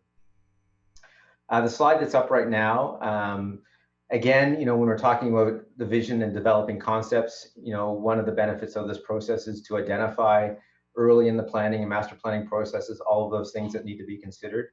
Life is complicated, and this slide shows just a few of the considerations that we need to take into consideration, not just for the orbit vision, but also in more detail for the station itself. For a couple of reasons. One is that that plan does indeed serve us well for the next 50 years plus, and as well as part of that, we're not shooting ourselves in the foot, so to speak, by not leaving opportunities available to us to incorporate over such a long term and long period of time. Next slide, please, Trish. This slide is probably one of the less exciting ones, but certainly more of the more important ones in the slide deck tonight. And I apologize, it's a little, the font is a little small for people to read, but hopefully you can enlarge it on your screen and see. Essentially, though, it summarizes attachment 5 of the staff report that's on the council agenda tonight. So we had a very well responded survey that was probably one of the more successful surveys that the town hosted. It was launched shortly after the vision was announced back in November 2019. It had 2,600 visits, which is a lot for a small municipality like ourselves. And more importantly, it had 490 responses, with 85% of those responding that they will at some point use the station. So, no question reinforcing the community need and the anticipation of this development, and that was important for us to build our foundation on and take those initial steps forward to design the station. The online survey was focused more on asking residents what they would like to use in the station and the amenities, what they'd like to see in the design. If you give them a picture or a design, probably the more important thing to them is, how they'll use it and what they can use it for. So that was a key part of the survey, to identify those community needs. And I can say to you, and it's in the attachment to the report, that every comment was considered individually, and the following themes that are summarized on this slide here and color coded for those various themes form part of the conceptual design process. And Alex is going to speak to that a little more detail later on in his proposal. Next slide. The other key part, obviously, that we can't forget is the operator itself. So Metrolinx does have user criteria in this new model where the development community provides for stations. They want to have some fundamental design criteria that are included and considered as part of this. And as you can see on here, a lot of those things speak to the usability of the station and how that user experience is similar to the data that we collected on our survey and that was considered in the process. There was a number of factors that were considered. A lot of the team members brought different perspectives to generate the options.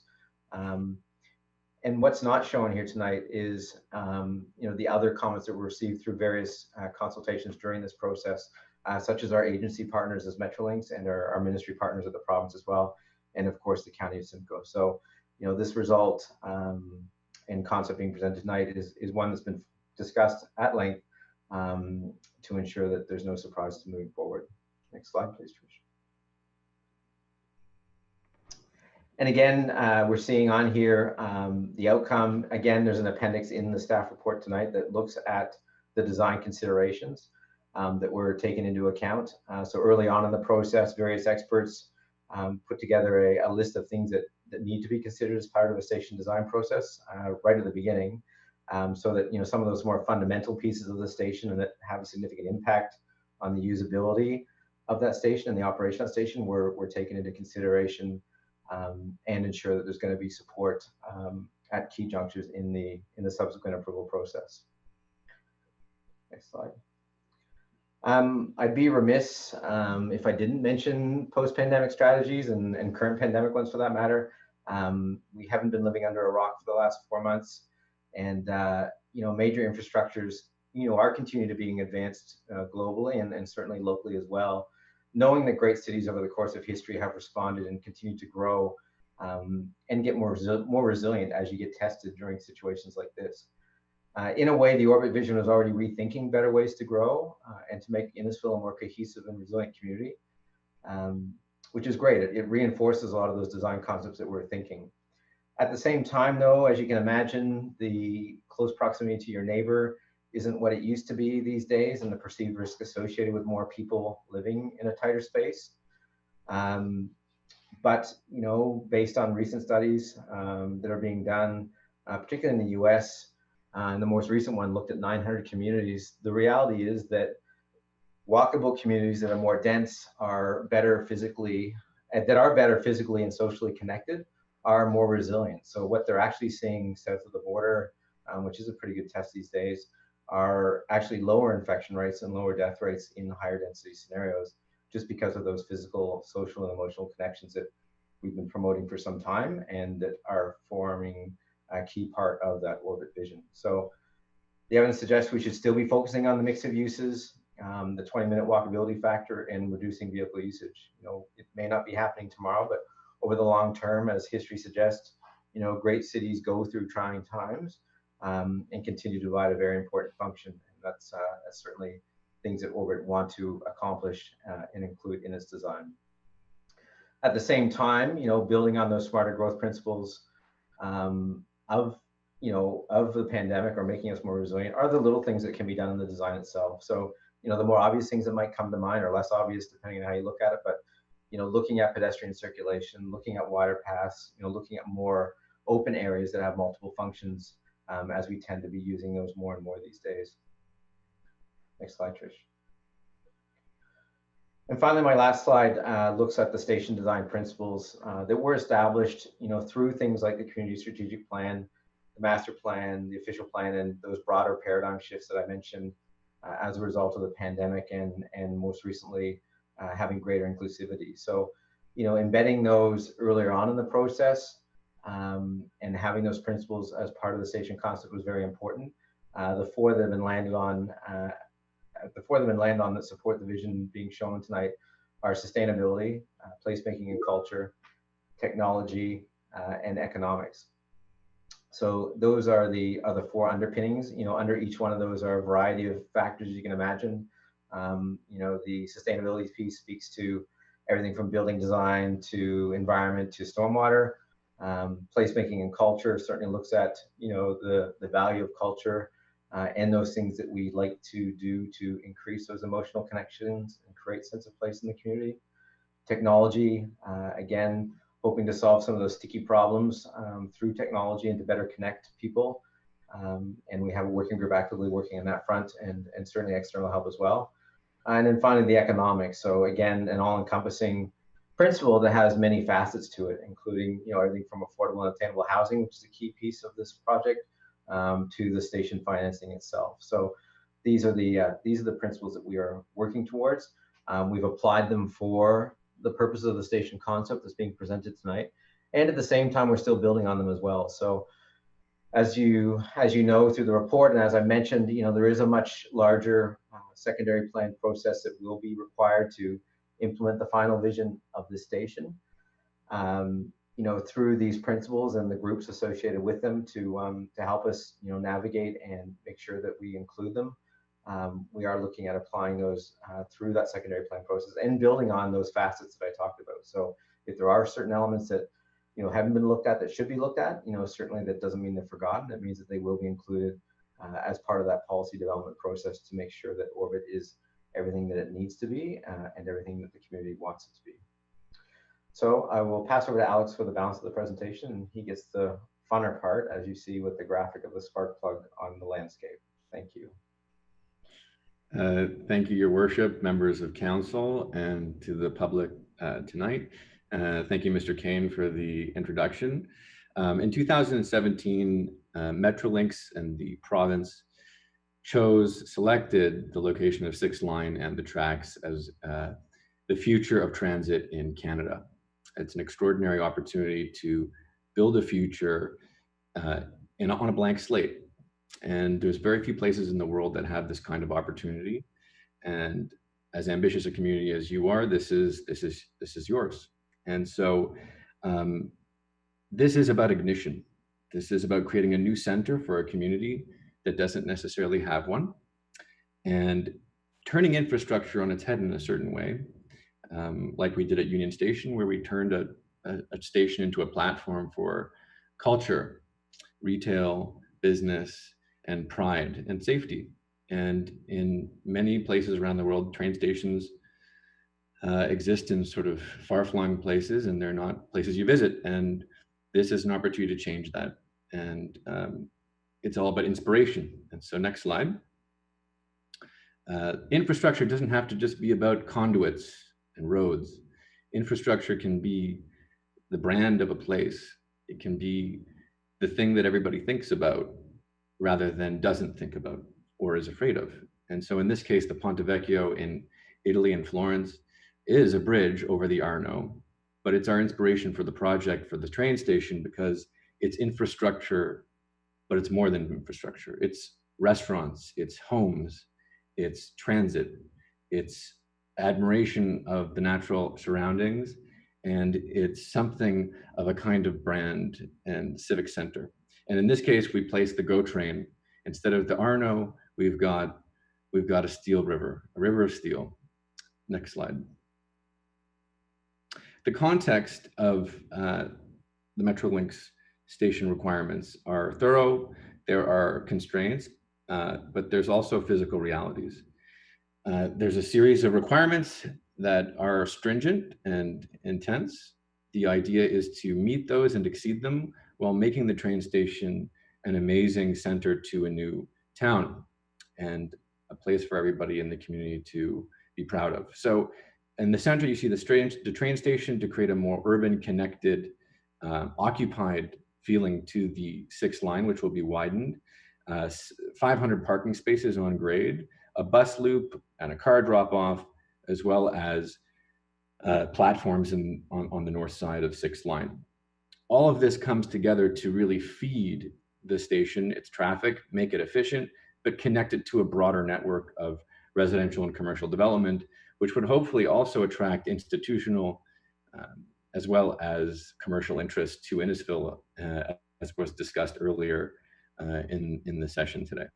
All of Metrolink's requirements have been met or exceeded by the proposals herein today, as evidenced by not only the checklists, but the incredible group of consultants that have been working on the project, ranging from transit engineers, structural engineers, traffic engineers. It's been an inspiration to work with everybody. Next slide. And so right now, for context, this is the round thing in the middle with the transit station logo is where we want to focus on today. It's about a 200-meter radius, forming what will be the catalyzing spark plug to the orbit, and the associated integration of Sleeping Lion to the east and north. The idea today is to focus on the station and the center to create ignition to the community. Next slide. And so the major moves here is to really take the crossroads, and instead of a crossroads being a sort of place that we turn our back to, Toronto has built a lot of grade separations where they become completely inhospitable to people, and they actually separate communities and create division. And so we said, well, since we have to build the infrastructure here, can't we use that opportunity to do it right? Can we create a series of public spaces adjacent, above, and create a layered center to the community that creates public space, mixed use architecture, but also an incredible place for the station, which abuts 6 and also is parallel to the tracks. So this is a diagram of our idea. And in a way, it's sort of like the bullseye or target of a larger pie. Next slide. All of the programmatic preferences, as evidenced by the community engagement, have been assembled in a way above and below in 3 dimensions around the track and the grade separation of 6th line. The community really talked about how we can bring culture and community to this place, and how we could leverage the station for not just infrastructure, but for placemaking. And this is all in support of all the things the community wants, like restaurants, retail, exciting retail options, parking, enough for not only Metrolinks, but the future tenants of these residential buildings, and also parks and playgrounds. So these things are all interwoven into the scheme in 3 dimensions. Next slide. And so the circular plan you see here is starting to be evolved. You start to see the station in the middle, the public spaces around it, and the deck, and then the residential buildings adjacent to that. And so what we're doing is creating a concentration of mixed-use development around the station so that the station's traffic is not only enhanced, but gives the opportunity for anybody who is commuting to either shop there or play there or work there, but also to potentially live there. And this would be the beginning of a complete community. Next slide. And so how do we get there? The station is in the middle. The station is basically 2 lobes mirrored with an incredible roof. And the roof is the piece of the pie that really forms the connection to the public spaces and the buildings around it, as well as to the necessary infrastructure like bus loops, as well as parking. And so you see infrastructure amenities in blue. Next slide. Then what that does is it puts in proximity a whole series of volumes and spaces which don't really exist in the community right now at this scale. The potential for entertainment, culture, retail, a whole series of really employment, but also cultural amenities and tenanted spaces that can help spark the future of this community and really leverage the incredible investment and time it's taken to get a transit hub built in this community. And really, instead of it being just a sort of thing in the middle of a field, the center of an active, breathing, live, progressive community. Next slide. There would be a long trail, and I would say the spaces along the tracks are really important because they form the foundation of a multi-use trail system, which is also usable for bikes as well as potentially pedestrian walkways. But these travel porously through the station, allowing access to it, but also access to above spaces where there's more public small pocket parks above. Next slide. The residential development around the station is very flexible. We're showing right now a series of mid-rise and high-rise projects adjacent to the station, but we really see it as an opportunity to be flexible. The market in this community is unknown. We don't know. And so what we're showing is a modular approach. It could be mid-rise, it could be a high-rise, it could be a combination of the two. But what we've shown here is a clever way to modularize typical construction methods in order to achieve an iconic, beautiful, and dynamic city center or town center with people living in it. The potential myriad combinations of these modules with balconies and beautiful windows also speaks to sustainability, because you're not talking about using glass window wall everywhere. We're talking about a very efficient, very environmentally friendly way of building density. Next slide. Phasing.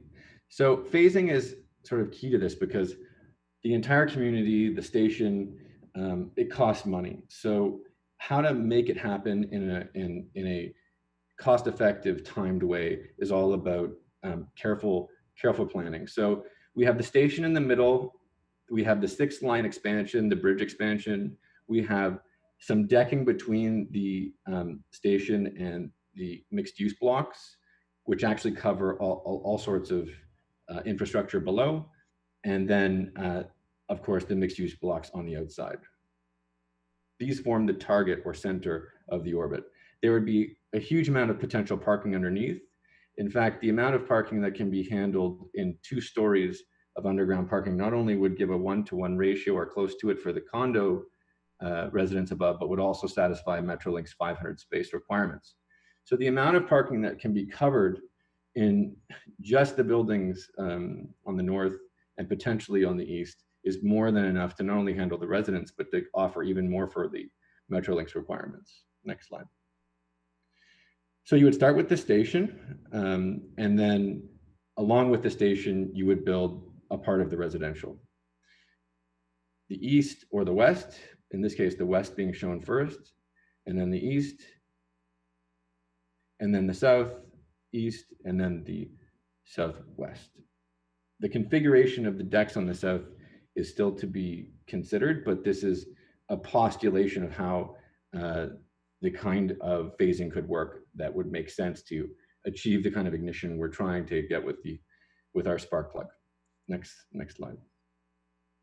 And so the station has to work, but it also is an opportunity to be poetic and to relate to the community. The community's heritage is in agriculture. It's hilly, it's beautiful.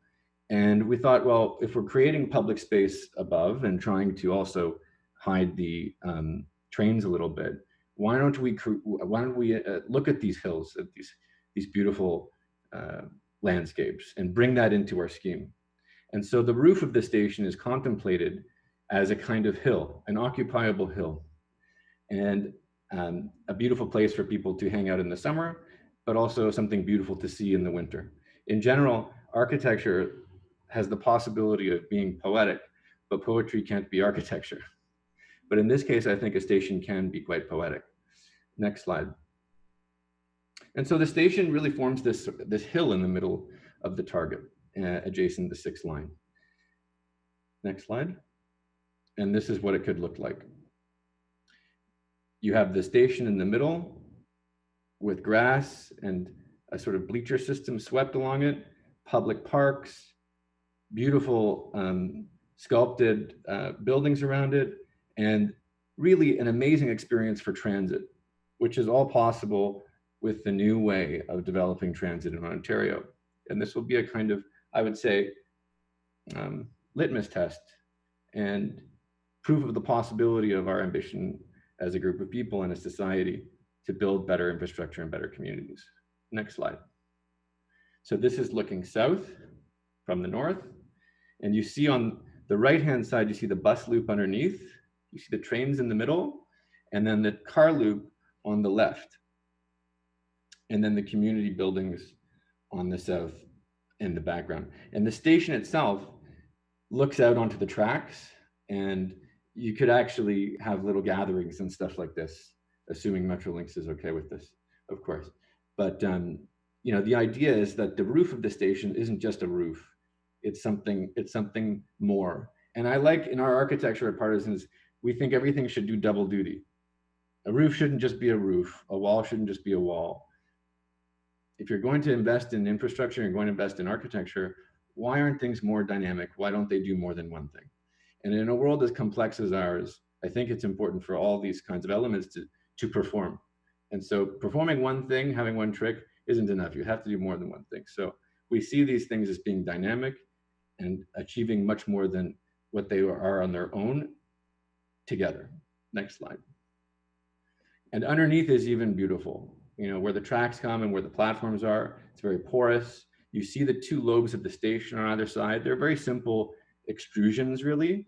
And then the real love in the architecture is above. But it's a very pleasant, airy, open area underneath that gives that kind of layered approach to the infrastructure. Next slide.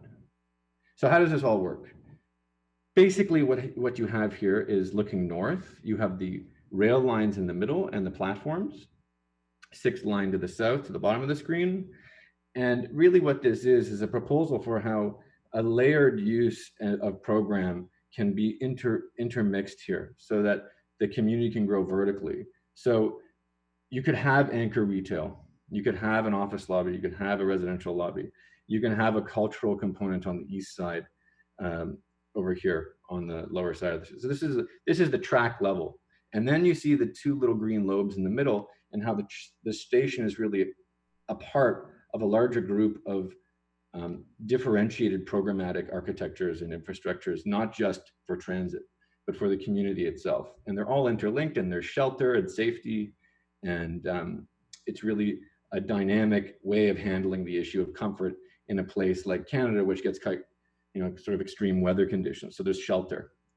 Above that is the ground floor of the public space above, which is on grade at sixth line. And you have two sides of the station which are mirrored. And I should also say that the station requirements and sizes of spaces are the minimum required sizes as espoused and devised by Metrolinx and given to us. And so you have the public spaces on either side, stairs down, as well as elevators and interior elements inside, and the relationship to the residential buildings on the east and west, which would accommodate, for instance, on the left side of the screen, a supermarket, or could be broken up into smaller retail experiences.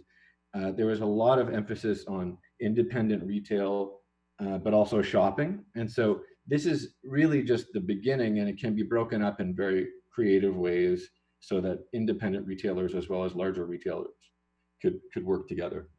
Next slide. So this is our checklist of the Metrolinx requirements.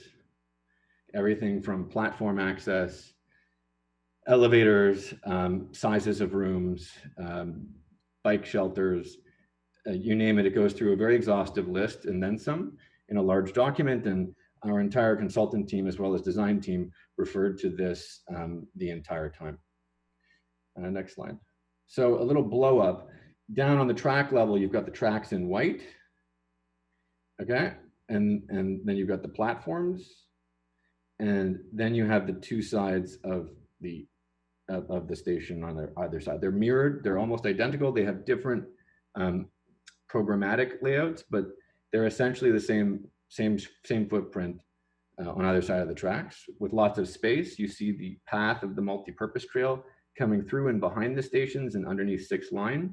So You could just ride your bike along these paths, park your bike and get on a train. And the entire orbit is conceived as a walkable, bikeable city. The cities of the future are walkable. The time it takes to walk through a grid laid out city versus the city we're proposing, the town we're proposing, which is a concentric garden city plan, is it takes 40% less time to walk in this context or bike. Next slide. And then when you go up inside, you can take the stairs or you can take an elevator. It's fully accessible. And then you have access to the exterior public spaces, plazas, hangout spaces, potentially playgrounds, but also to all the retail and cultural components. We've talked about a library. We've talked about universal temples. We've talked about potentially educational partners.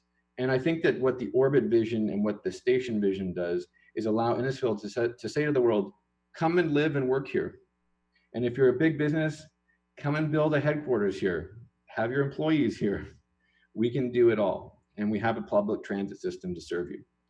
I would also remind everybody watching that Innisfil is faster to get to Pearson Airport than it is where I am in downtown Toronto. So it's kind of an interesting and amazing potential. And I think that it's an extraordinary project. Next slide. And different ways to deal with the actual configuration of the station as well. And so what this does is it forms this first little drop in the middle of the orbit center, that catalyzing moment where this community can start to build out. And how it integrates into the existing fabric is really important. And that's what this is about. It's about starting in the middle and moving out, but connecting very carefully and dynamically to not only protect the wetlands to the south and the east, but to also carefully connect to the existing street network and build on that amazing heritage and network of infrastructure that exists already in Innisfil. That ends my presentation. I thank you everybody for your attention. Thank you very much, Mr. Josephson. So I just wanted to do a check-in. So we have a delegation that has to do with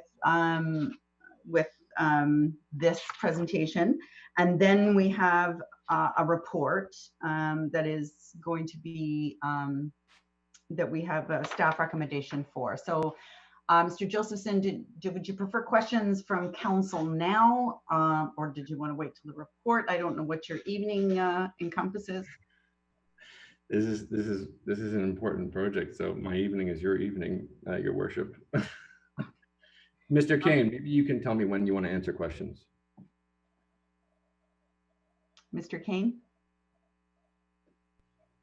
Through Your Worship, we're happy to answer questions now, as Alex alluded to, or the report is certainly one of the more meaty ones. So if you want to wait until that gets discussed in more detail, that might be the more appropriate time to do that. Okay, and I think our delegation has been waiting quite a while, so he's been very patient. So maybe perhaps we could move to that, and then if council doesn't mind, and then save the questions for the staff report. Does that work for everybody? Seeing nods. Okay, so I need a mover and a seconder to receive the presentation as information. Councillor Van Berkel and Councillor Orsatti, all those in favor? That is carried. Thank you, Mr. Josephson, very much. That was well done. Okay, next is our delegation from Mr. Kirschenblatt. And I believe I've seen him on here. If you want to turn on your speaker and your video, we'd be happy to hear from you.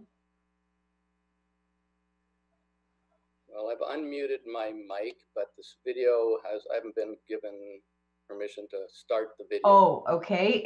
Deputy Clerk, can you allow Mr. Kirschenblatt to turn on his video? There we are. All Welcome. Right.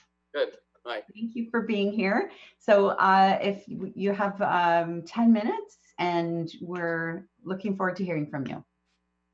Thank you, Madam Mayor, and thank you, councillors, for hearing me. 10 minutes is a short time. This is a huge issue, a huge topic, and a huge consideration. And I want to apologize off the top that I haven't been able to follow, or I wasn't able to follow, the orbit concept vision from the beginning of the process, and that I'm only coming into it now and trying to get a handle on where it's coming from, what it's all about, and really what it's trying to do to my vision, and I believe the vision of most of the residents of Innisfil. That, and I beg to differ with Mr. Josephson's idea that the 6th line and the tracks are a blank slate. It is not a blank slate. It's part of who we are. It's part of what we are. So my family's been owners in Innisfil for 70 years. I'm an architect, 40 years working in development and mixed use, high density, high rise, residential primarily across the GTA. I've worked in Markham Center, Pickering City Center, Mississauga Center. I've seen all the goals and all the ideas that Mr. Josephson has espoused tonight. And I've tried to see, and I've seen them, and I've watched them over my 40 years trying to happen. You know, all of these city centers that have been pushed to intensify. At least they are starting from a point where they were a much more sophisticated, larger communities, and they were trying to create their own orbits where they felt that they could, based on transit, based on road networks, based on infrastructure. It's a huge challenge.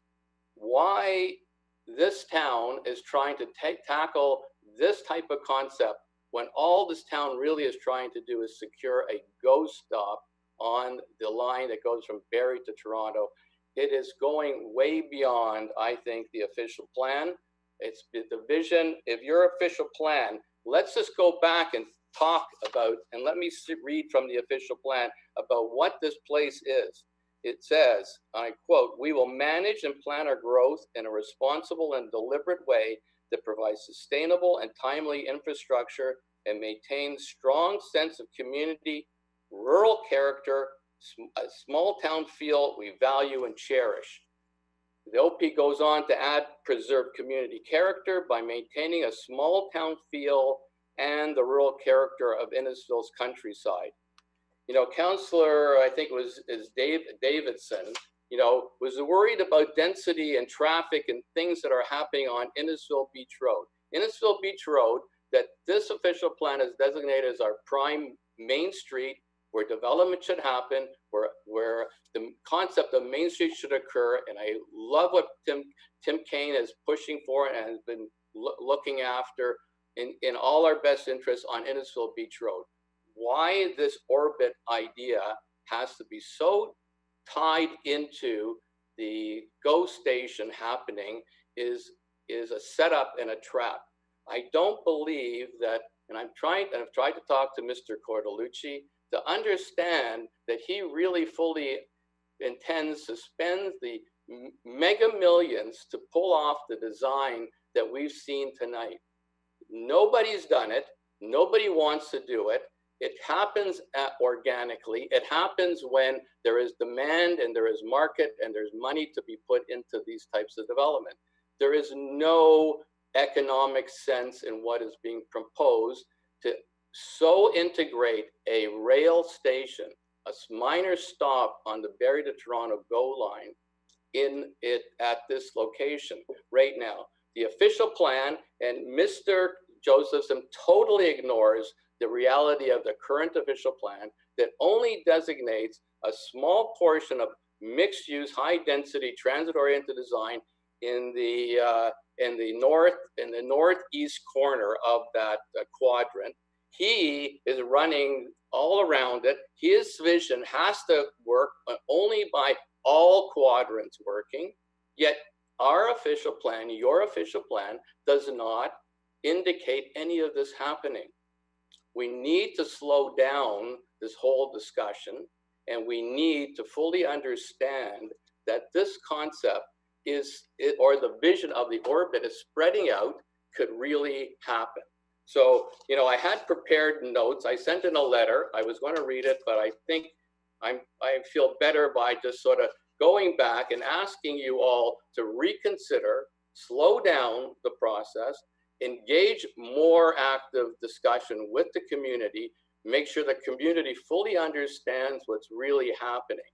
So I sort of identified 3 or 6 questions. Sort of one is more directed to, 3 are directed to the orbit.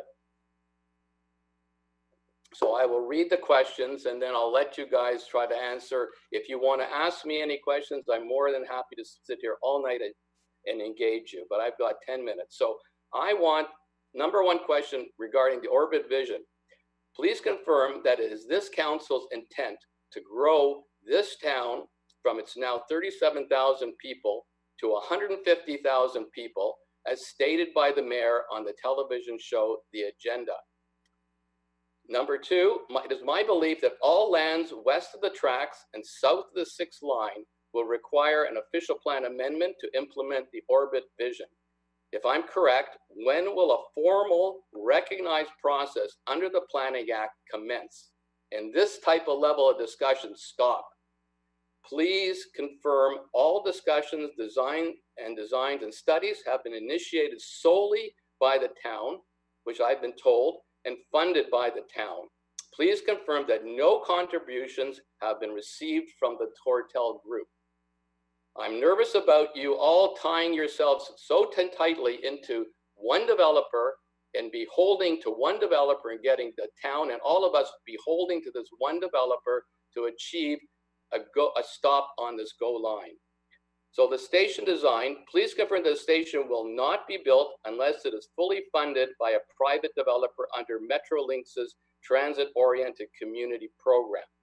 And what minimum density is required of Metrolinx and the developer under that program.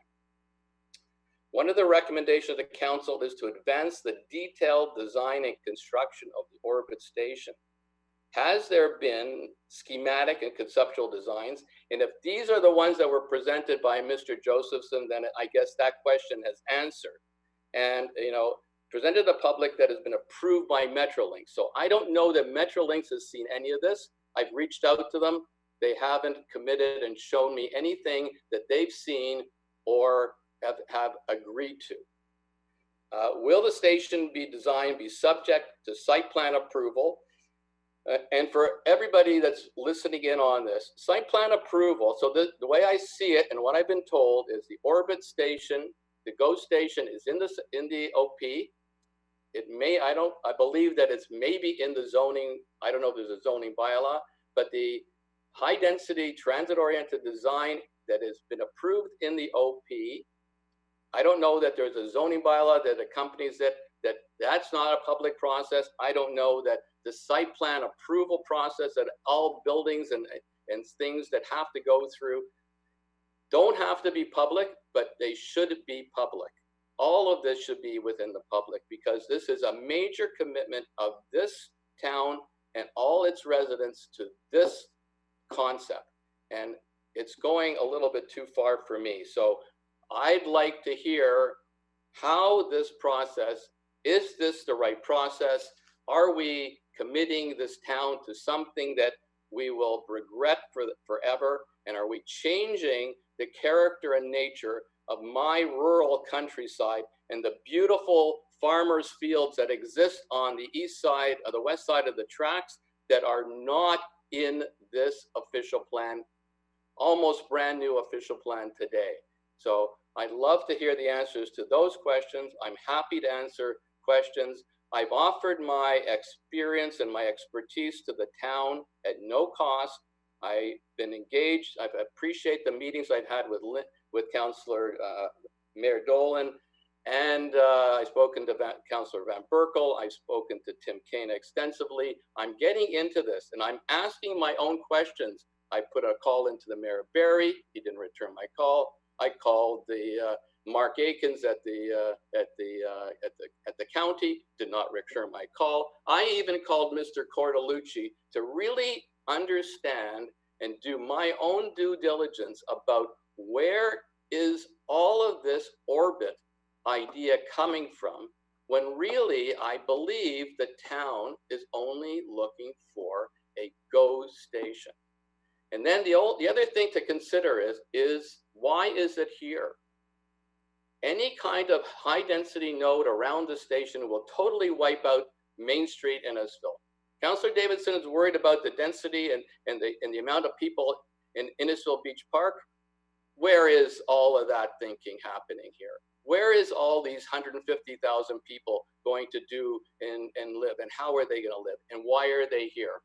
There is nowhere, there is huge density available in the GTA, Markham, Vaughan, City of Toronto itself to build if you can build family-oriented, high density, high-rise residential. There is no lack of it. What there is a lack of is the opportunity for young families to have a home with a backyard. And maybe if Innisfil has a heart and a soul and wants to be good to people, maybe that's where its growth is, until it's swallowed up in 200 years by the city of Barrie, which is our natural growth center. And we all know that, and we should not be afraid of that. We should watch Barrie. We should make sure it intensifies, it achieves all the principles of real smart growth. This is not smart growth in this location. This is raping the countryside. It's a group's intent to create a utopia and a fantasy land that only Mr. Disney can create, and not a reality at all. I don't think this council has been taken on a ride and is the wrong thing to be doing. Let's slow it down and let's consider all the options, and let's start where we want to be. Let's look at grade separations. Let's look at Innisfil Beach Road. Let's look at lots of places that a rail station could happen in support of all the principles that are in the official plan now. This is blowing it all up. This is nuts. And I feel, I'm an architect, so I get a little bit passionate when I get into things. I apologize, but I have a really bad feeling about where this is all leading, and I don't want to see it happen. I love this town, I love this community, and I don't want this to happen. This is wrong thinking, and let's just please consider this. And I think one of the recommendations that Tim has given you all at the end is to slow it down and to think about it some more. Please take that recommendation. I'm open to any questions that anybody wants to ask of me. And maybe, I don't know if you recorded, I think you were given the initial questions that I asked. If there's any feedback on those, I would love to have that. So appreciate the time. Thank you. Thank you so much. Appreciate your passion. I'm going to ask Mr. Kane if he wants to address a couple of the questions. And I'll start by saying, I really wish you would have been around a few years ago to help contribute to this. The GO train station has been a goal and an aim for this community for as long as I've been on council, and I joined council in 1994. So, and it has always been, it's moved once. It moved from the 5th line to the 6th line. And it's been approved many years ago. But if you'll just allow us to answer your questions, that would be wonderful. Mr. Kane? Thank you, Worship, and through the delegation. Like you, Mayor, I do and have and continue to enjoy discussions with Stephen and his passion and enthusiasm and his professionalism as well. And that speaks to him being kind enough to circulate the questions ahead of time as well. So, I have made an effort to provide answers to these questions. And certainly there's opportunities to discuss further if we need to. So I'll just go through them now in order, Your Worship, and stop me at any time if you like.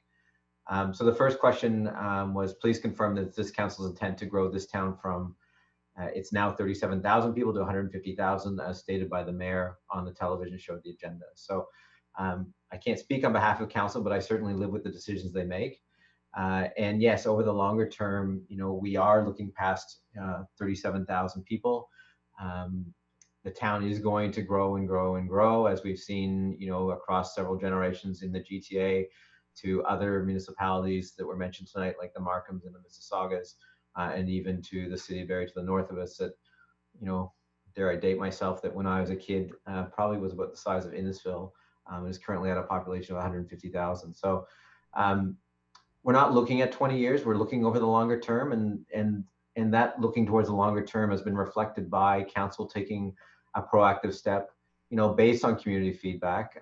You know, there's disagreements potentially on what the underlying and predominant community opinion is, but certainly I've been in those council discussions where we've heard, you know, a desire to protect what's important for the community, including rural landscapes, you know, including existing neighborhoods, and doing that in a way that also allows us, as I mentioned earlier tonight, to reduce those long-term social and physical costs that we know are typical of grade-related residential development, and how do we have a much more complete community. So as the delegation mentioned, the town's official plan does state a minimum density of 150 jobs per hectare, you know, within a walking radius of the GO station. You know, there will be a minimum population as a result of that, you know, potentially around 30,000, but like I said, we're looking beyond that. The vision for the orbit contemplates scenarios up to 150,000 at full build out. And, you know, this area has been earmarked for growth over several years. Your worship, you mentioned the station itself, you know, falling between the 5th and the 6th for many years. At the same time, too, official plan amendment number 1, back in 2009, you know, was looking at initially adding growth of 85,000 to the town, for a population of 85,000 around Alcona. That landed at 65,000 and was adopted by previous councils and by county council.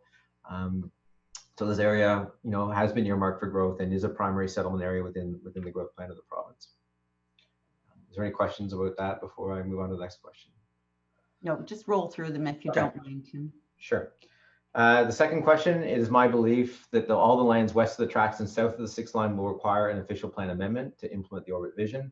If I am correct, when will a formal recognized process under the Planning Act commence? Yes, formal planning approvals are definitely required, as I mentioned tonight, to realize those portions of the orbit that are both inside and outside the settlement boundary. Because of that new development being proposed, and the permissions are already inside the settlement boundary, those would have to be amended as well. So it's both inside and outside. So planning tools, you know, will likely include an official plan amendment. There may be a possible application for a ministerial zoning order to meet the timelines of the current government and to implement the transit-oriented community model that, you know, we know that the province would like to see to have infrastructure built in this province, particularly during these times. But these formal planning approvals are going to build on the town's official plan, provincial policy, and the environmental assessment process already taken place. So it's not as if we're starting from scratch. They represent the next step in this process.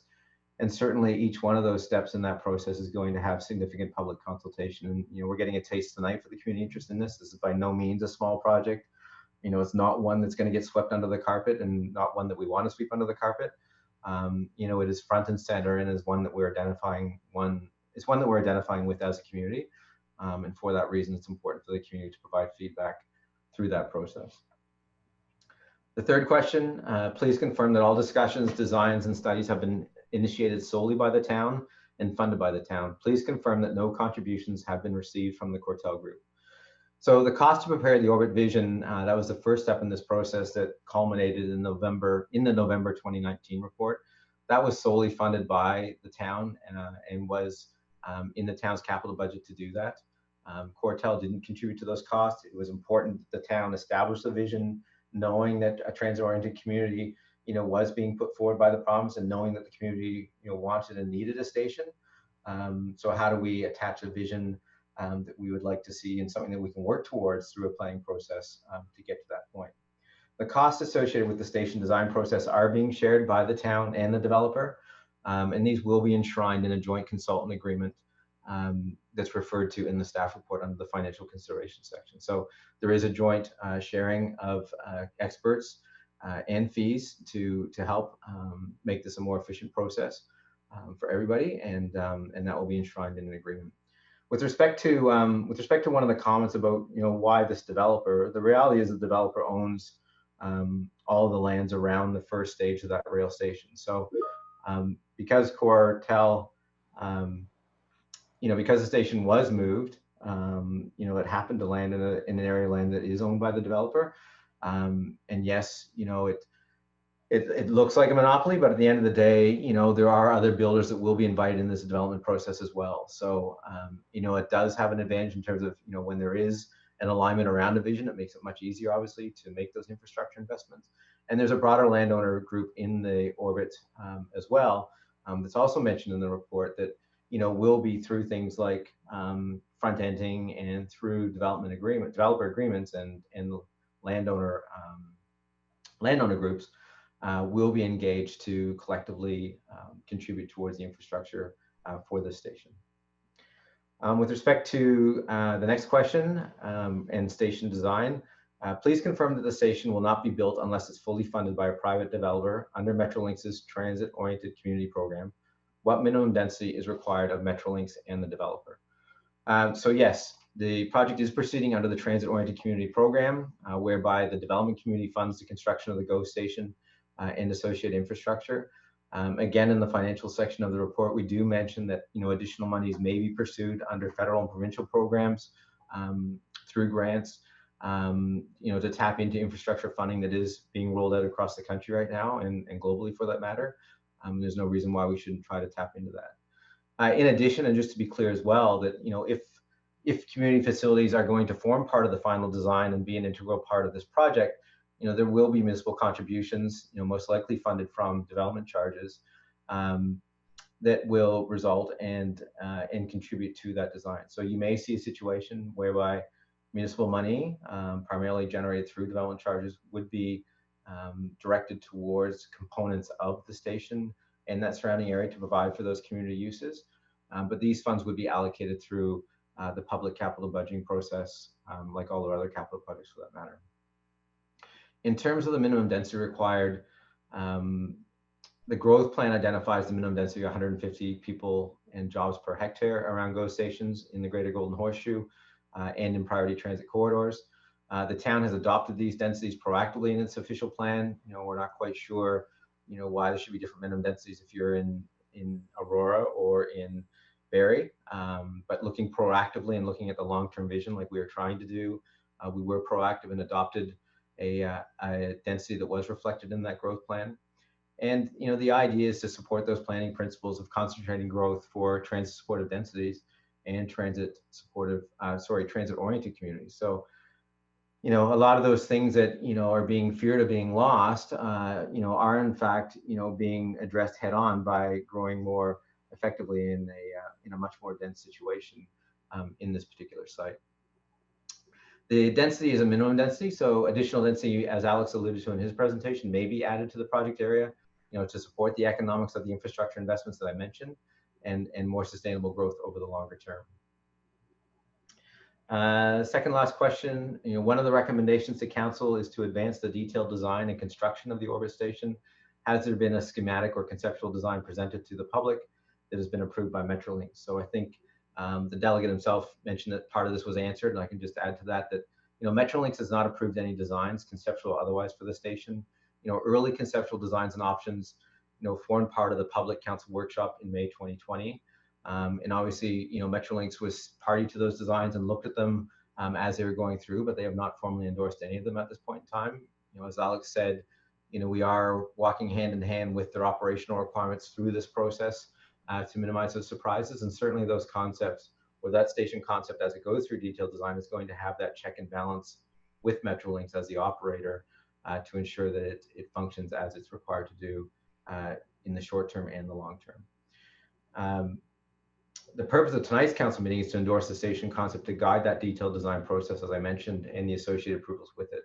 And the detailed design will include the feedback of Metrolinx and other partner agencies like the county and those of the province. The last question, will station design be subject to site plan approval? And can council open the site plan process for public review and comment, especially if the station is integrated into a mixed-use building that is clearly under site plan approval?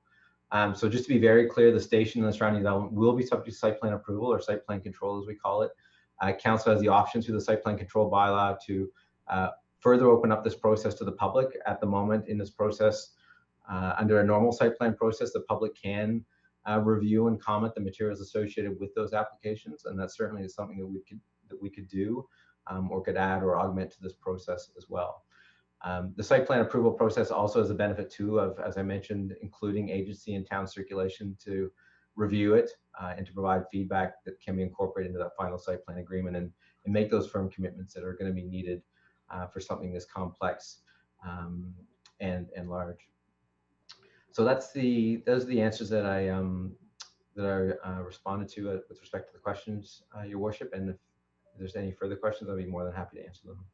Thank you so much, Mr. Kane. So I'll ask council if they have any questions for the delegate at this time, and then we'll move to the to consideration of the report after that. Any member of council have a question for Mr. Kirschenblatt? Seeing none. Thank you, Mr. Kirschenblatt, for being here this evening. We appreciate it, and we hope that you that the answers that Mr. King gave you were fulfilled your list. Have a good evening. Okay, next we have a recommendation. The delegation regarding the orbit station concept, next steps be received as information. Oh, sorry, Deputy Mayor Davidson. Thank you, Worship. I didn't have questions for Stephen, but I do have questions. I've been pretty quiet about the orbit in the last little while.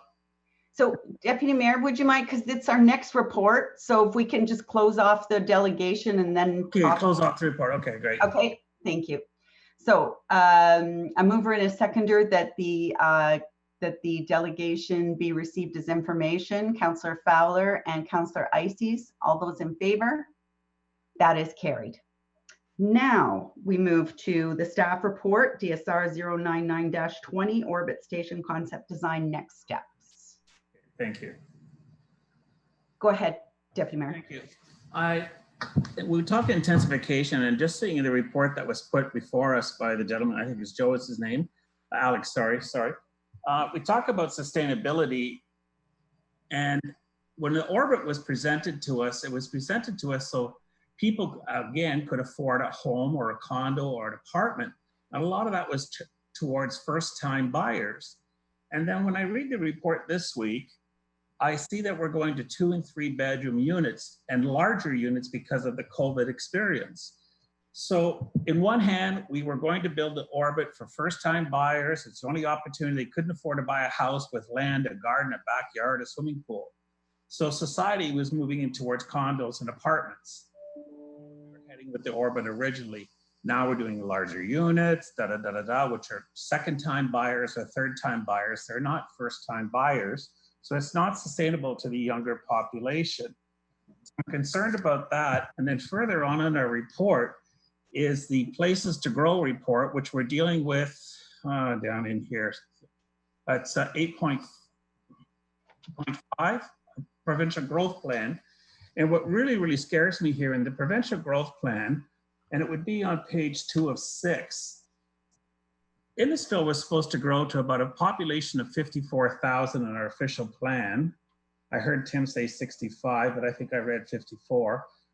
That these numbers that we had set before for maximum growth is now being considered as minimum growth.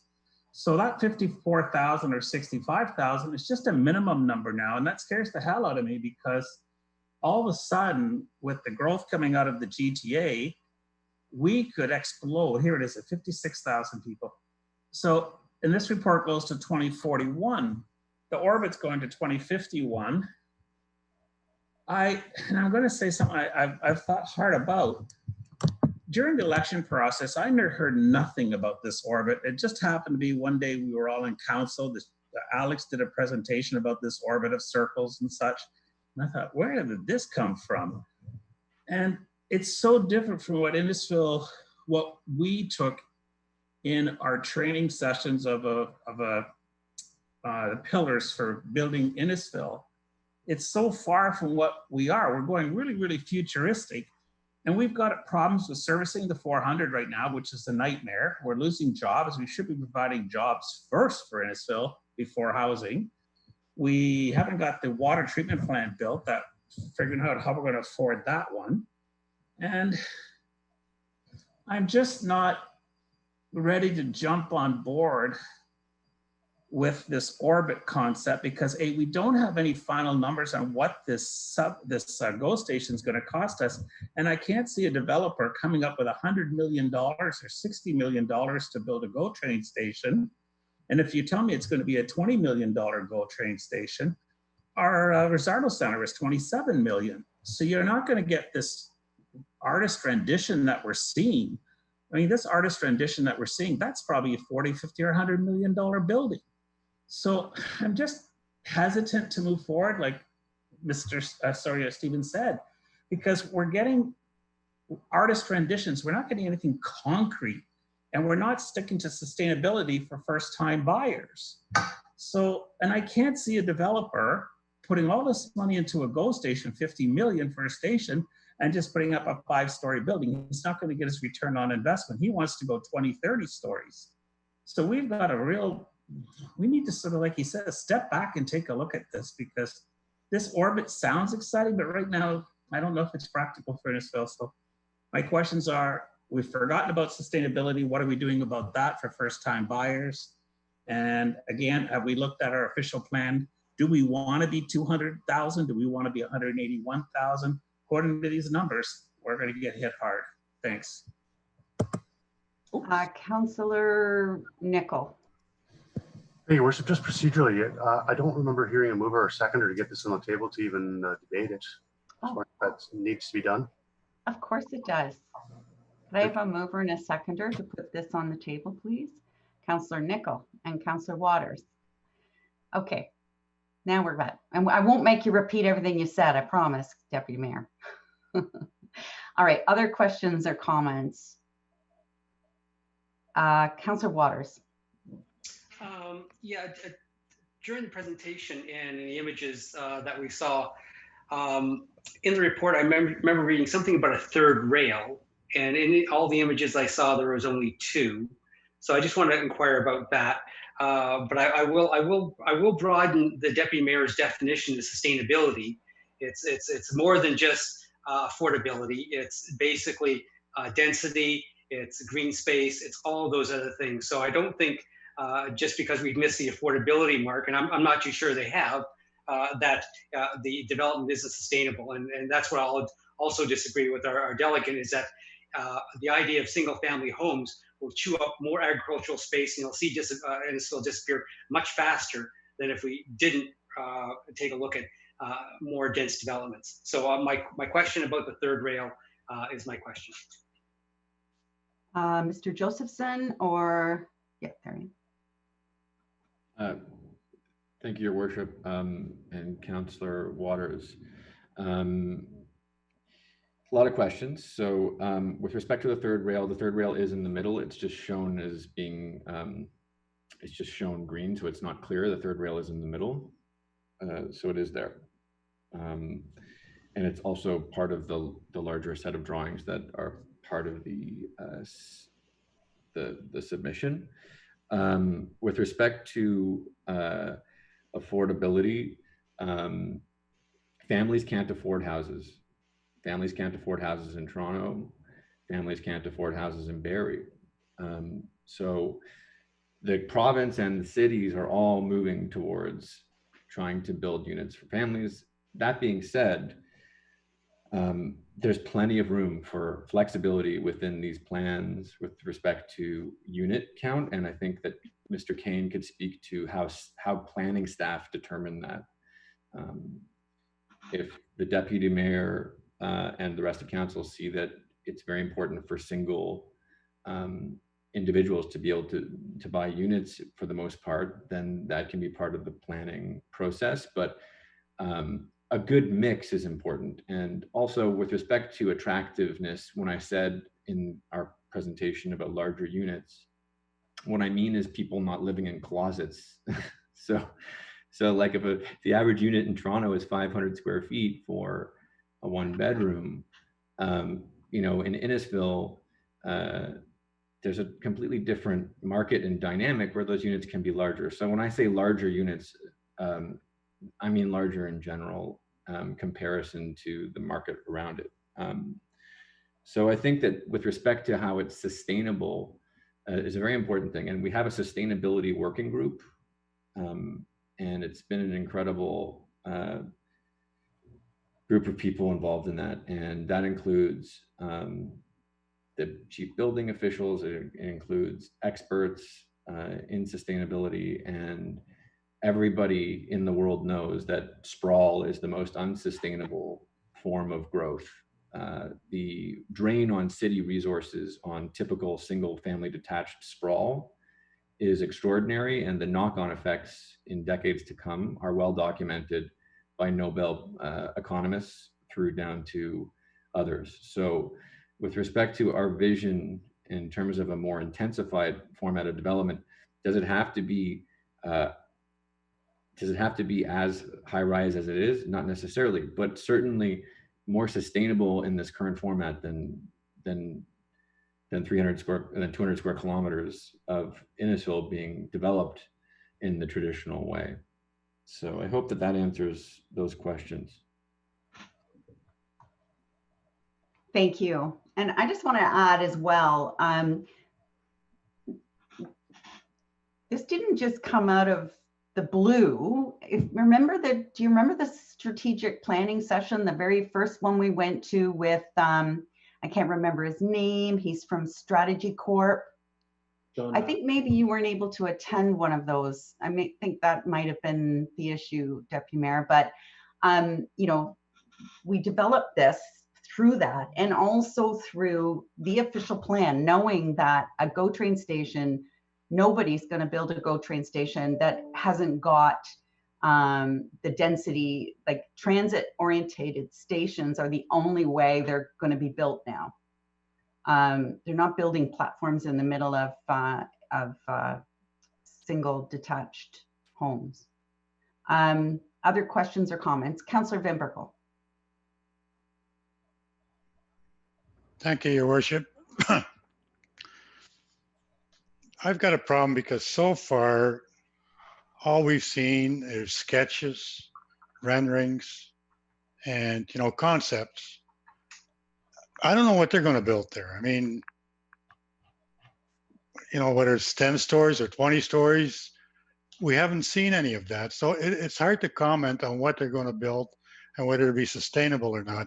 This thing is going to change 100 times before it actually, you know, becomes a plan. Right now, all we are really looking at is a vision, a concept, and they're asking whether or not, you know, they can go ahead on this. And there really isn't anything to comment on other than it looks nice and there's green space. We don't know how much green space there's going to be. All we have right now, and I guess it's my experience in the past from building subdivisions and whatever, there's a rendering. If you did the other project we looked at down in Alcona, they're saying, yeah, we're going to build 4-story units, some 2 and 3 bedrooms. We don't know what they're building here because we haven't seen anything. We haven't seen, all we've seen is sketches, renderings, and, you know, this is what we would like to do. And until I see something like that, it's hard for me to judge. Do we want to go ahead with this? I think we should. But, you know, let's get it to the point where we get some concrete drawings and you know, something on paper that we can really look at and say, we like this, we don't like that, we do like that. Which is where the report's taking us tonight, is it not, Mr. Kane? That's where this report is taking us tonight. Exactly. They're asking us, can they do that? And I think we should do that. Mr. Kane?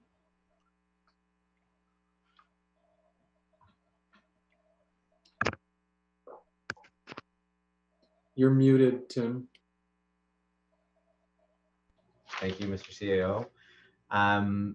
Through to Councilor Van Berkel, you know, we're not denying that it's sketches and concepts tonight. You know, that's exactly what it is. But, you know, to get to those drawings to the level that we saw for example, at that public meeting tonight, we're looking for some direction from council just to help guide us on that, because as you can imagine, this isn't a small project. And, the idea of council giving us some direction tonight isn't to trap council into a particular development approval or to lead them somewhere where you or the community doesn't want to go.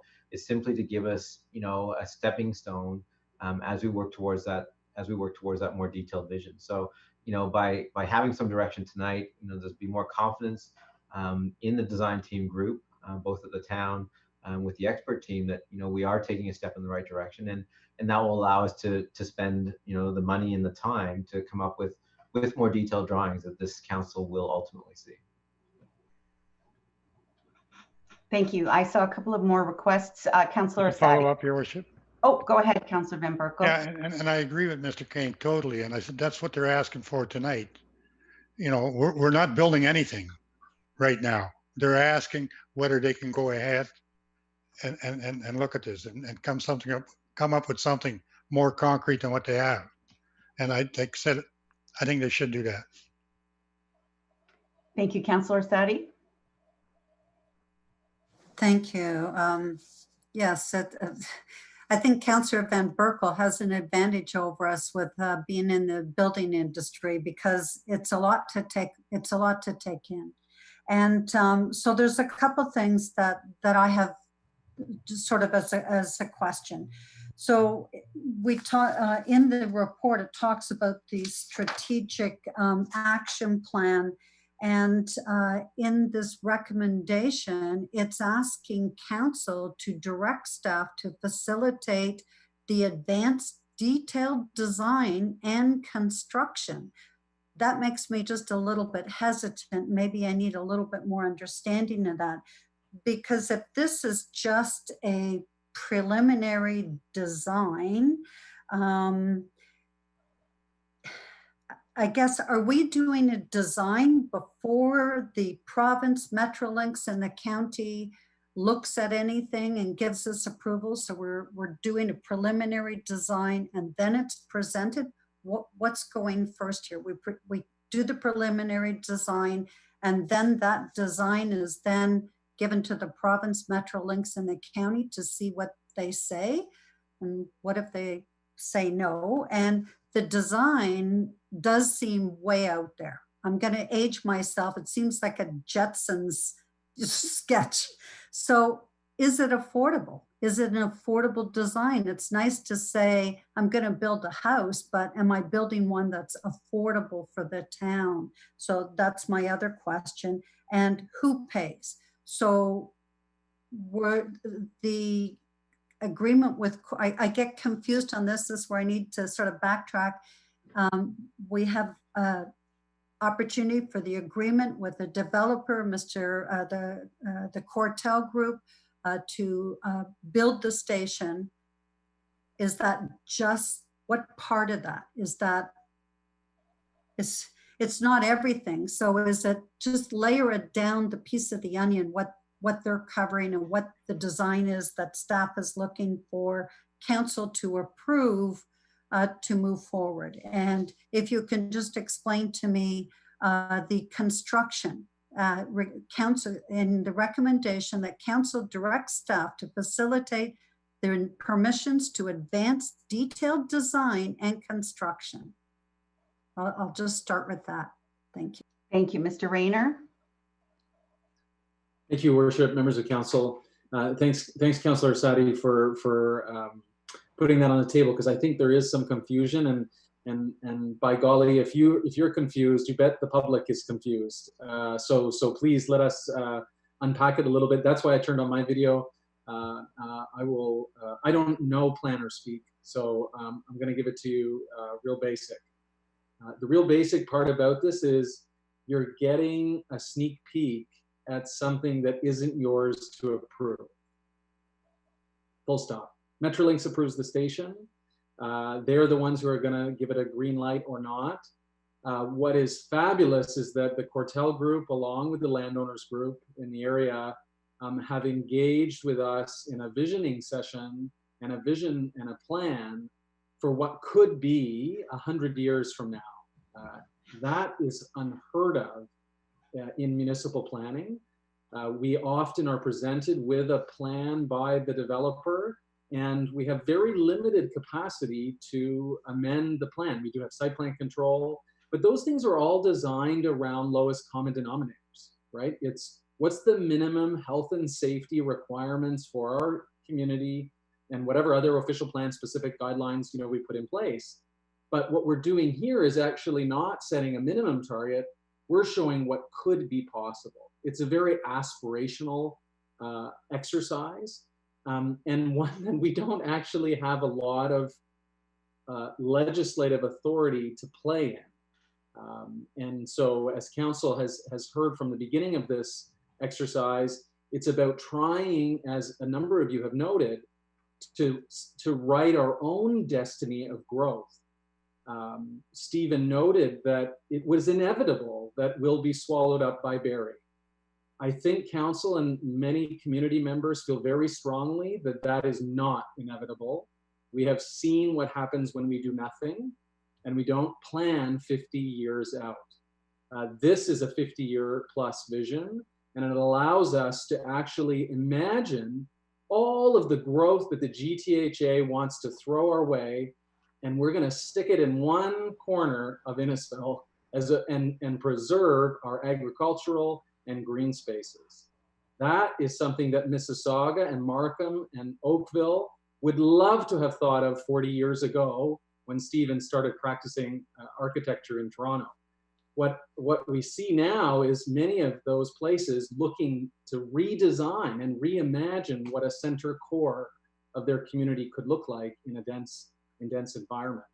So we are very much attempting to align and facilitate, rather than approve, the multi-agency players in this story, from the county to the Ministry of Municipal Affairs and Housing, to the Ministry of Transportation, Infrastructure Ontario, Metrolinx, and then the landowners who are in the area, as well as the town, of course. And that is no easy task, and there are no guarantees. But hoping to be able to continue to have council demonstrate to all of those players that your vision for the strategic direction of the community continues to be sound and continues to be one that you are prepared to champion. And you know, everyone is listening tonight, and to Councillor Asadi's very important point, this is going to be paid for by the development community. There is no part of this that sees the general tax levy engaged, which is the new model by this government, and kudos to them for changing the way we imagine how public transit infrastructure can be built. But you can imagine the Cortel Group and others listening very carefully for whether or not the tens of millions of dollars that's required to make this vision a reality over the coming decades is their money going to be well spent in a community that recognizes rural reimagined? I think so, and I think you're going to send that message and continue to send that message that we are prepared to do that in a way that does exactly what Her Worship mentioned, is to protect the very community that you all got elected to protect, the small town charm with big city service. So I hope that helps clarify, Councillor Asadi, the point of the process that we're at and who's really going to be writing the check at the end of the day. Thank you, Your Worship.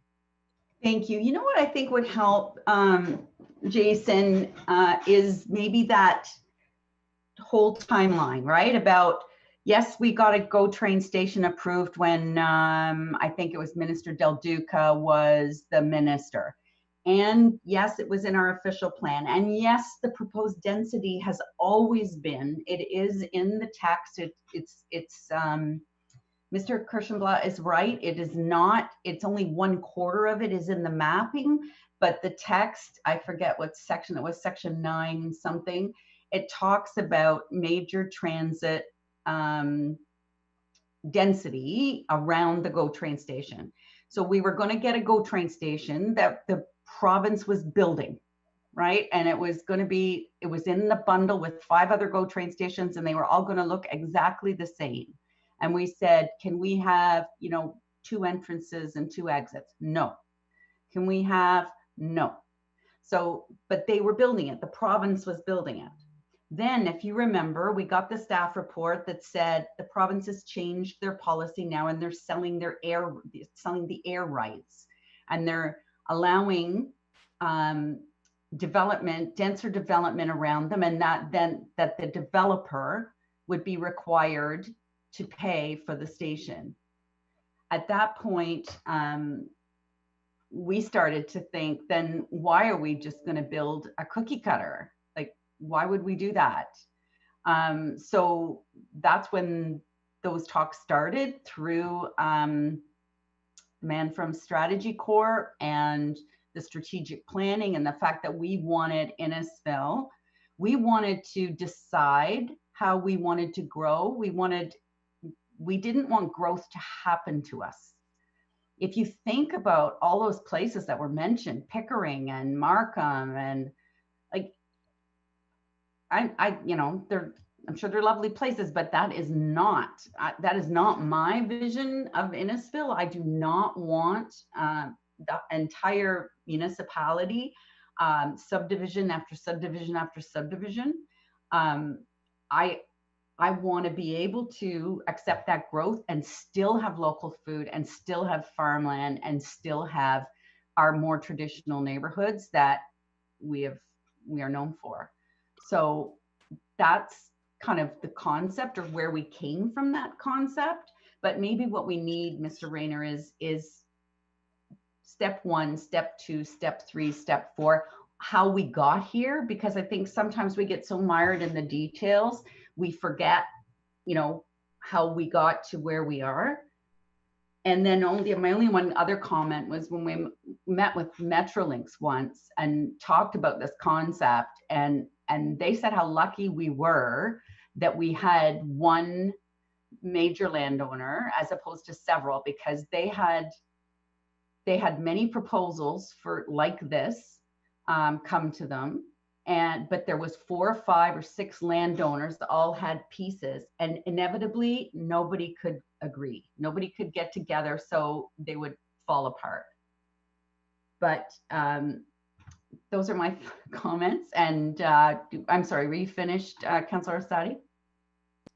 Yeah, I just wanted to say I wasn't trying to question where we came from in this, just trying to understand more from a preliminary design request and construction request in the recommendation to the approvals from the province, Metrolinx, and the county. So we are just doing a preliminary design that we then give the sketch to all of them to then get approval to continue moving forward.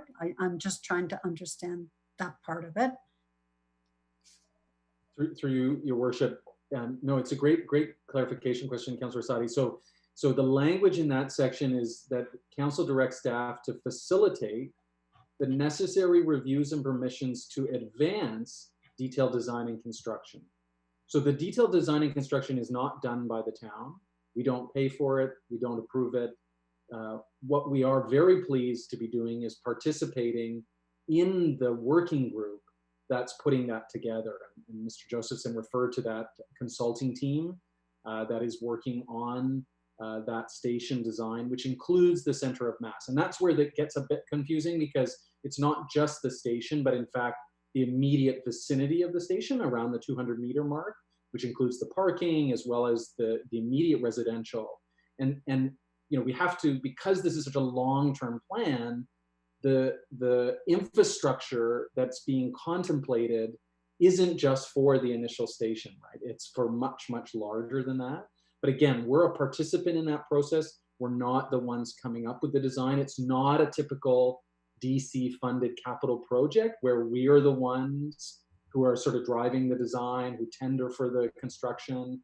and collect from the developers. This is a very different process where the developer is in the driver's seat with respect to the station. And we are thankful that we get to participate in that process to imagine something different than, I almost said our neighbor to the south, I won't say it, another GO station that looks like pavement, a lot of pavement. Councillor Waters. Thank you, Your Worship. Just a comment, first of all, then a question. The comment in terms of, why would a developer ever agree to spend millions and millions of dollars in this is because they can make money at it. And the way that he can afford, that Cortel can afford to do that, is a town gives him density.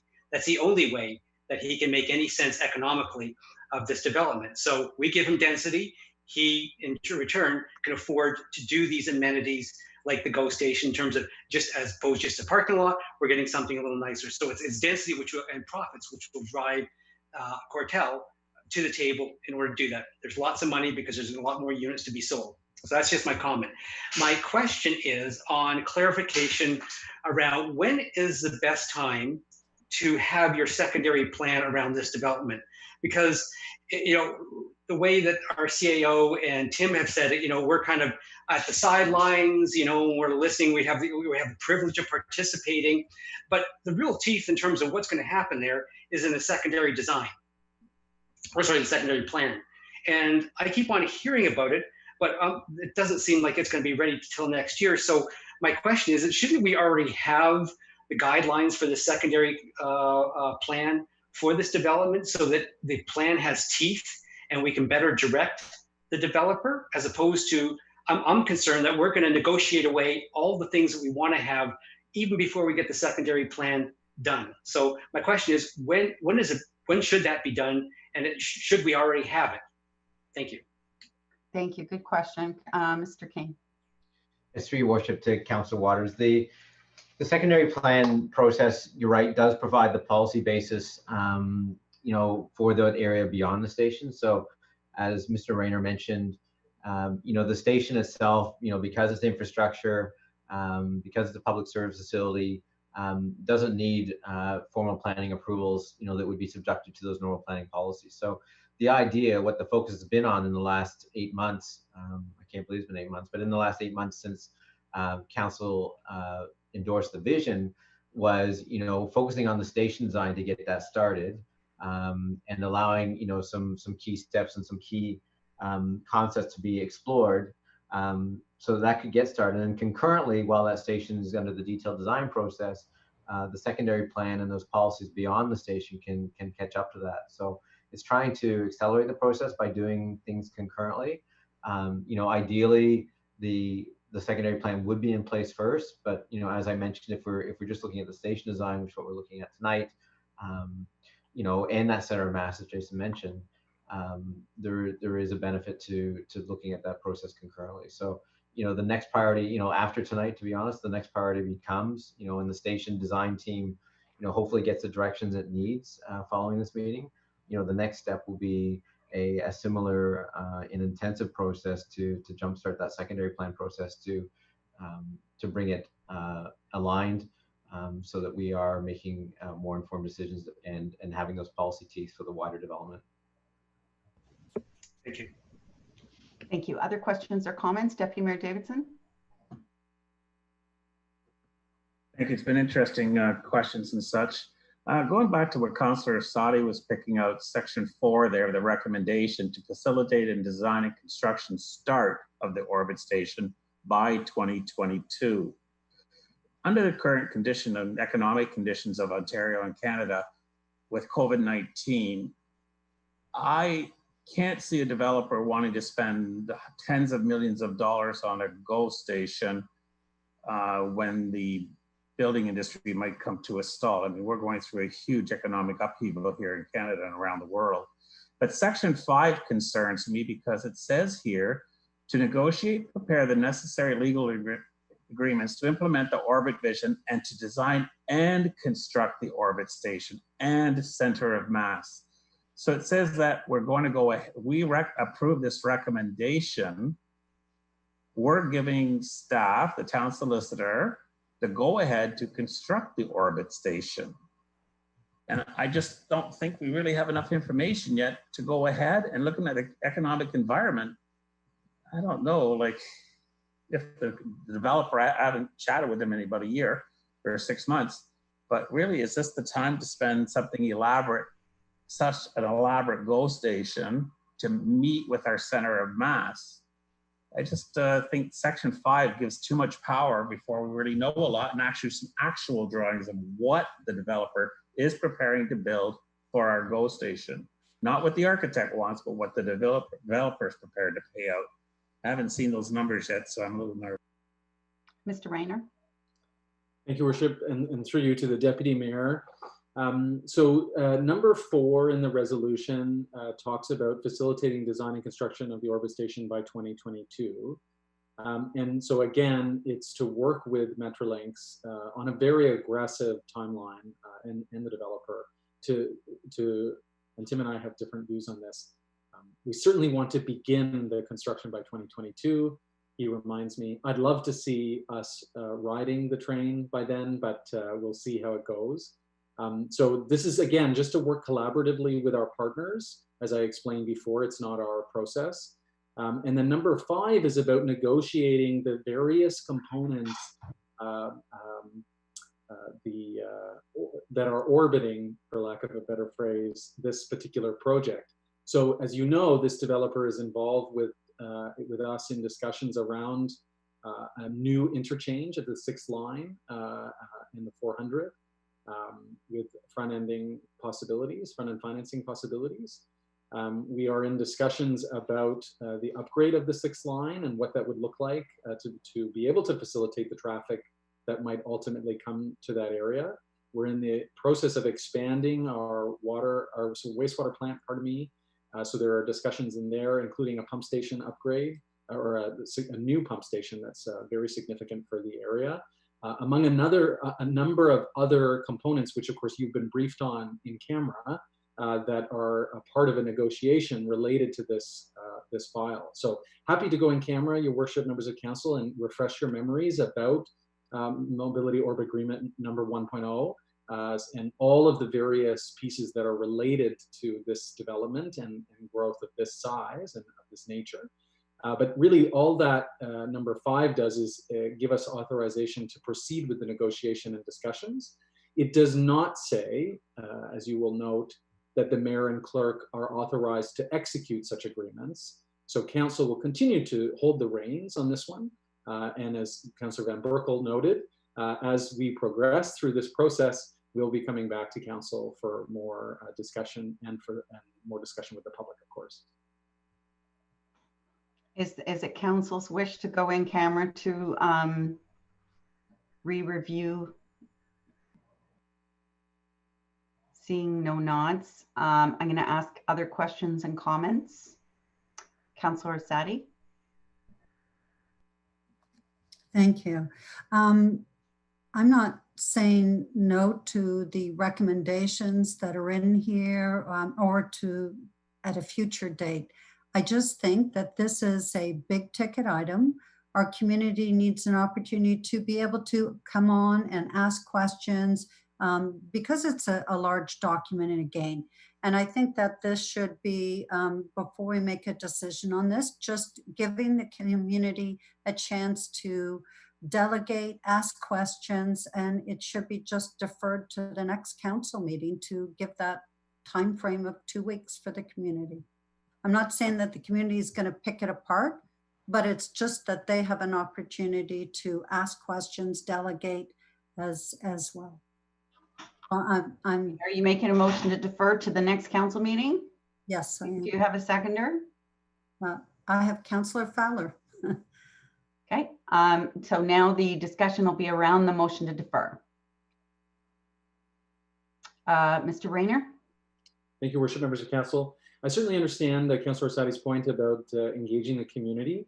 I just would caution about the expectation that you may be setting with the community. As I referred to earlier, the design of the station is not in your authority to approve.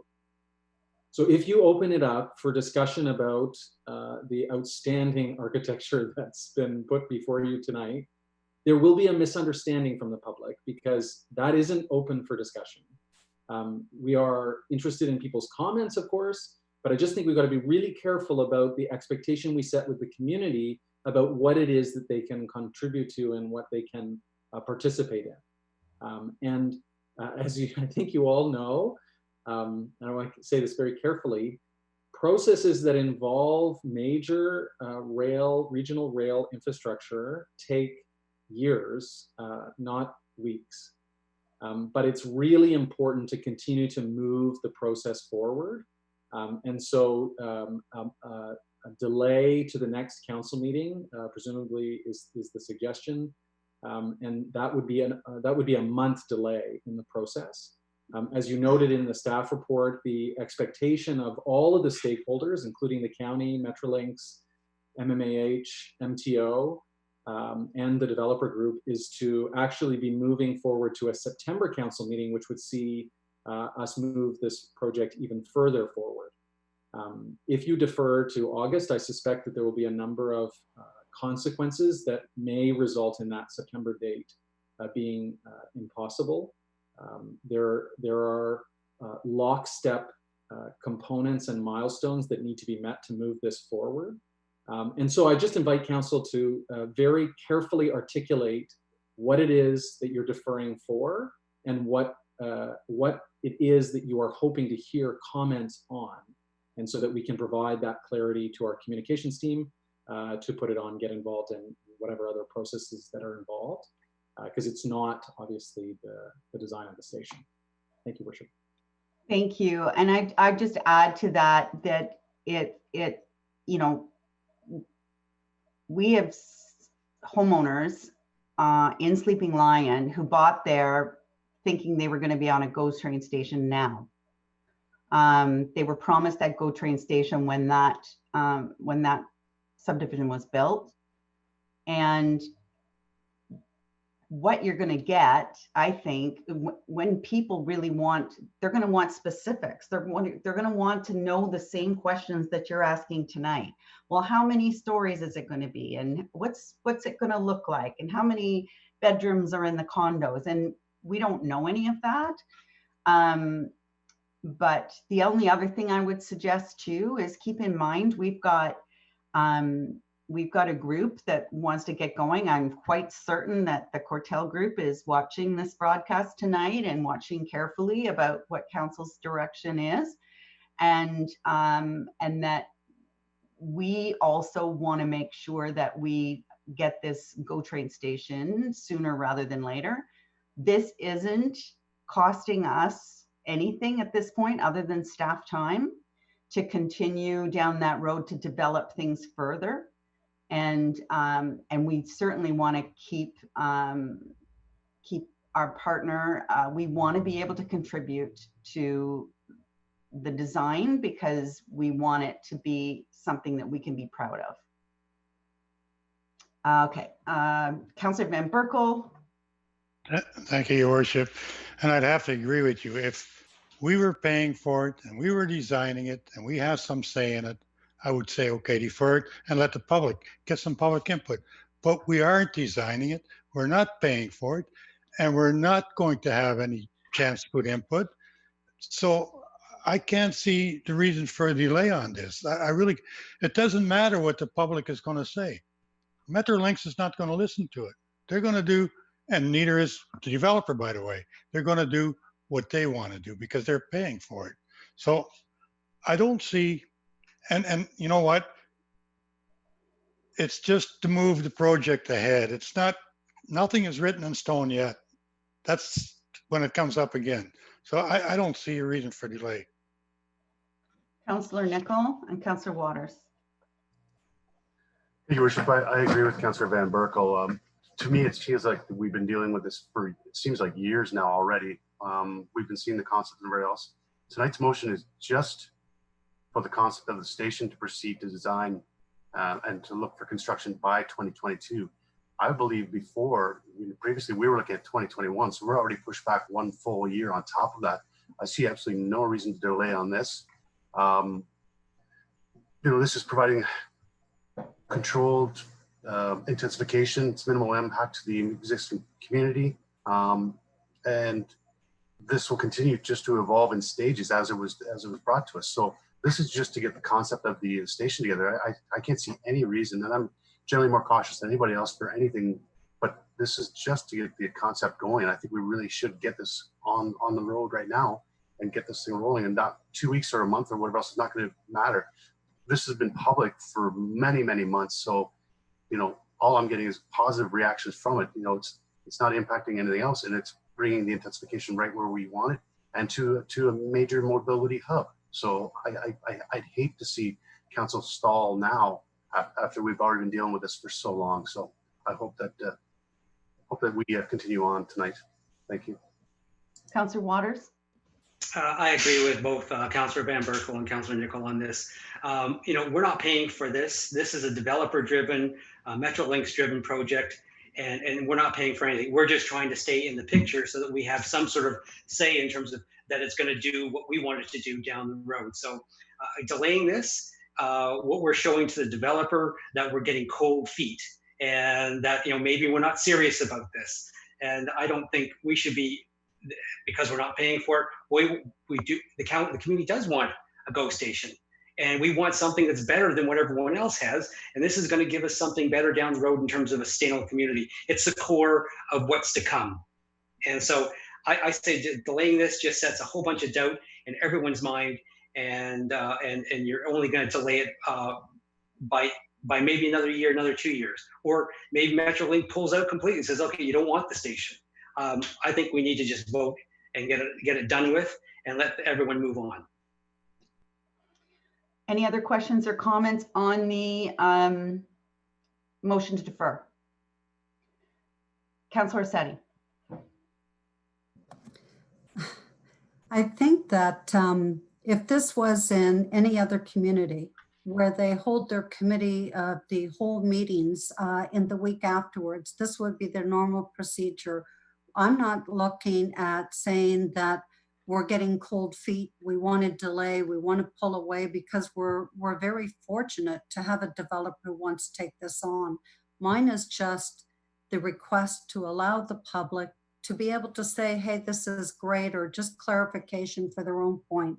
That's what I was looking for. I can see that council is looking for the direction to not defer it. I'm already counting that that wouldn't pass. So it would be my request to defer, but it looks like it's not going to pass. So I guess that's off the floor. Well, Will, are you withdrawing it, or do you want it? Do you want me to call the vote? Sorry, call the vote, please. Okay, thank you. All in favor of the motion to defer?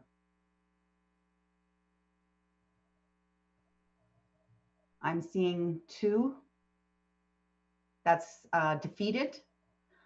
I already have a mover and a seconder on the original motion. I can't remember who they were, but I remembered I had them. And so any more questions or comments on this? I have one item that I wondered about if I could leave it with staff, was in the new the Ombudsman's bill that Minister Clark gave first reading to the other day, 197, I believe. There was a piece in there about transit-oriented communities. Now, I think it was only for ones in York Region. I don't know if it came to Simcoe, but I just, oh, Mr. Kane probably knows because he's turned on his video.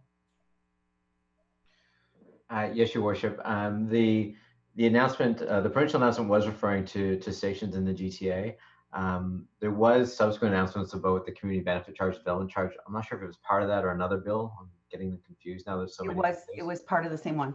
Yeah. So as part of that bill, in the same breath, even though, as I understand, it wasn't specifically geared towards stations outside of the traditional GTA, there were elements of that bill that would open up funding opportunities for us from the development opportunity. So, there's, the potential for development charges as well as community benefit charges. And those are things that staff are actively looking at the moment. Yeah, it was very good news. Any other comments or questions? All in favor of the recommendation? 1, 2, 3, 4, 5, 6, 7. That's carried unanimously. Thank you, everyone. I'm just doing a time check. It's 5 to 10. Mr. Parkin, do we need a motion to go past the scheduled time of council? We do, and the procedural bylaw also asks to specify until what time you're prepared to go until, and so we still have 8 more items to, 8 more items to deal with. So what time are people prepared to sit till? Somebody throw out a number. 11? As late as can be. Rob, Mr. Nicol, Councillor Nicol, I need to go to bed now. Thank you, Worship. I'm comfortable going to 10:30. If it has to be 11, it'll be 11. I'd really like to see us get through all of these, especially since I'm on my holidays with you guys as well too today. So, but I would hate to go past 11. All right, let's see if we can, we'll keep, I don't want to curtail any debate, but if we can't get through them all, we'll have to schedule another meeting. And if not, but I just ask if comments could be succinct, make your point, and we'll hopefully get through this. So I need a mover and a seconder. Councillor Waters and Councillor Van Berkel, all those in favor? That's carried. Next item is our 2019 final operating and capital results. I know we have Ms. Webb here and Mr. Melanishin, if there's any comments or questions regarding that report. Councillor Rossetti. Just, I gave all my questions ahead of time. I'm very satisfied with the report and the clarifications. Thank you. Thank you. Councillor Waters. Thank you. I just, in much to the document, they mentioned that, due to staffing changed where they're quoting to. It would be nice to know a summary document or an appendix to just show saying, okay, this amount of money was supposed to be spent here, but it wasn't, was spent here. It's actually shown that it was spent in that other division so that we can actually see the relationship between the two spots, as opposed to just saying, oh, it was spent differently in a different division, or how the staff spent their time. So I wouldn't mind a little more details on that. Thank you. Ms. Webb? Yeah, so I think through you, your worship, to Councillor Waters, you're referring to, I believe, the probably Appendix A, are you, where we're speaking to the variances and how some might relate to or offset by other categories? Yes, but just in terms of how that staff didn't quote their time to that particular item. Yeah. So that's all I'm asking for, some clarification on that. Okay, and well, certainly, this is the first year, as you may recall, this is the first year of us working through a service-based budget approach and reports. And so what you see on the report, a lot of that is, us just getting better, refining how we are coding our time. When we built the budgets, we made estimates and, in terms of how people were going to spend their time. So it's, we'll certainly hopefully get better at this as in future reports. I figured that was the issue. So time will resolve all this, I hope. Thank you. I hope so. Thanks. Thank you. That was Appendix A. Mr. Melanishin, did you have a comment? Sorry, I was just going to reiterate what Ms. Webb said. The budgeting process and the whole service category thing was a new process, and that's exactly what we're looking at, the granularity, to try and find that and do a better analysis, a variance analysis to stop those swings across different departments and have a better handle on that. It is a learning process, and that is part of this go through as we work through the 2021-22 operating budget. Thank you. Thank you. Great work. Thank you so much. Really, really detailed report. No, I guess not. So all in favor? Mr. Parkin? Sorry, Your Worship, I don't know if we had a mover seconder. Mover and a seconder. Oh, and I can't even believe that Councillor Nicol didn't even remind me. Okay, Mover and a seconder for this report, Councillor Sadi and Councillor Fowler. All those in favor? That's carried. Next is the DSR 10520, the DMZ Innisfil participant agreements. Questions or comments? So exciting. Councillor Nicol. Sorry, Worship, I don't believe we put this on the floor yet. There's no mover or seconder yet. I should have quit at 9. Okay, moved by Councillor Nicol, seconded by Councillor Payne. Any questions or comments on this report? Seeing none, all in favor? That's carried. I hate just, you know, the really good news stuff just flies by without without all the excitement that it should have with it, but we'll have to maybe have them come back and do a delegation to us at some other time. 8.4, the 20th Side Road and IBR. A mover and a seconder, please, to put it on the floor. Councillor Ices and Councillor Van Berkel. Questions or comments? Councillor Fowler? I just want to put in the good word that I appreciate the alterations made to the intersection. When they talked about the concrete barrier that was going to go down the center of Innisfil Beach Road, everybody wasn't very pleased with that. The potential for damage to be done as people drive up Webster or through the parking lot of the nearby shopping center. I'm glad that they listened, and I'm grateful to see the new additions and the technical work put into it. So thank you. Thank you, Councillor Waters. Thank you, Worship. I was kind of hoping to see Councillor Icy's tractor go over the medium to get to the other side. A word of caution for, first of all, a big thank you to the county. When we met with them, they were, you know, they're very supportive, and they're taking on a lot of extra cost here. It did push us off time-wise, but also a note of caution that Metrolinx, it's with Metrolinx, but as far as I'm aware, there's been no approval back yet. So Metrolinx could still poo-poo this. Hopefully they will not. Okay, any other questions or comments? Seeing none, all those in favor? And that's carried. Next is 8.5, the Provincial Growth Plan. Could I have a mover and a seconder, please? Councillor Van Berkel and Councillor Waters. Questions or comments? Deputy Mayor Davidson. Thank you, Worship. I hope everybody read it, how those numbers are just going to be minimums now, not maximums. So there could be some crazy growth coming. So we just hopefully we have it, and I'm sure staff will have it in their planning thoughts. It just kind of scares me the kind of growth that could happen in the next 30 years, but I'll be gone by then. So take care. Thank you, Deputy Mayor. Any other questions or comments? Any staff wanted to comment on it? Seeing none, all those in favor? That is carried.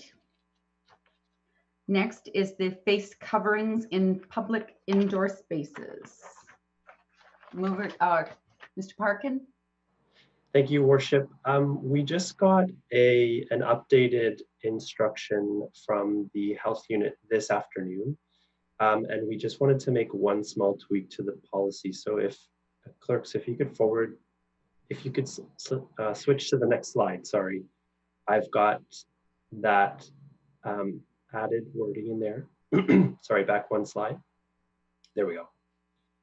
Just, they had added another exception for wearing a mask in emergent situations, and that wording is there. Thank you. Thanks, and that's based on the health unit's advice. Mover and a seconder, please. Councillor Arsadi and Councillor Fowler. Any questions or comments? I think we're doing what we're always doing, and we're following the best advice from the health unit.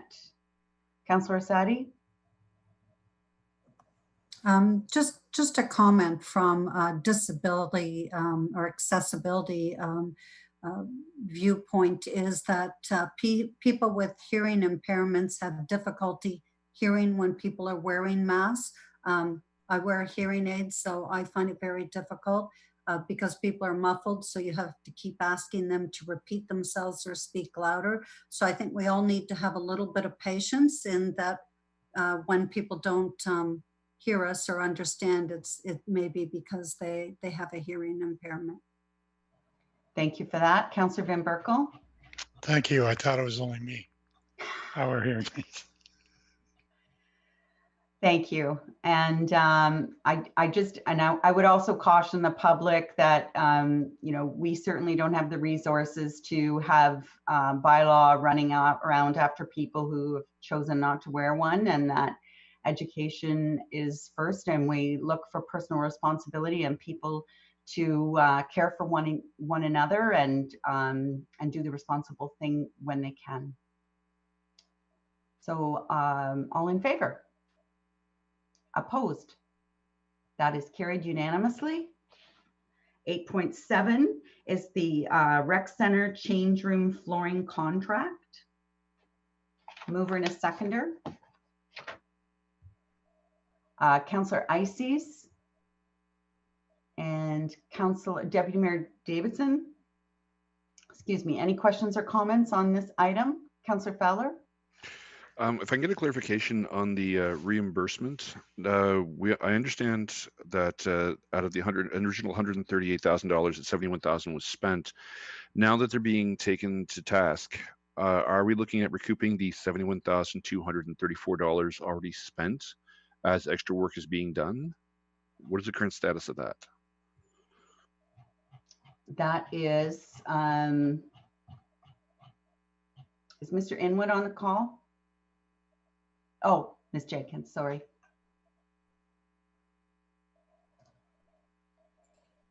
Through your worship, Mr. Parkin may want to also contribute here, but that as there may be legal implications with respect to discussing this in open forum. Exactly, yeah. So perhaps those comments were part of the closed session report that surrounded this. So if you want to, we'll have to take that offline, Councillor. As long as I know some process is in motion to hold the people to account, then I'm comfortable with that. Thank you. Thank you. I'm sorry, I should have been on top of that quicker. Next is the update on the fireboat. Mover and a seconder on this item, please. Councillor Nicol and Councillor Van Berkel. Councillor Nicol, you want to speak to it? Your Worship, I don't believe we have voted on the last motion. Deputy Mayor, I'm going to hand over the reins to you shortly. Okay, all in favor of the rec center flooring? Those opposed? That is carried. I do apologize. I've got an older version of the agenda and it's not matching up with what's on my screen. So I do apologize for being so mixed up tonight. Okay, next is the fireboat. A mover and a seconder to receive this information. Councillor Nicol, Councillor Van Berkel, questions or comments?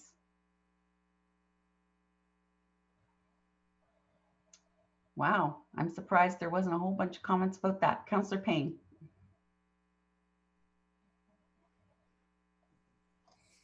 Not really much in comments. I'm just glad to see that it's in the making, and I saw pictures of the boat in progress, and I'm just glad that it's coming quickly, and look forward to seeing it in the water.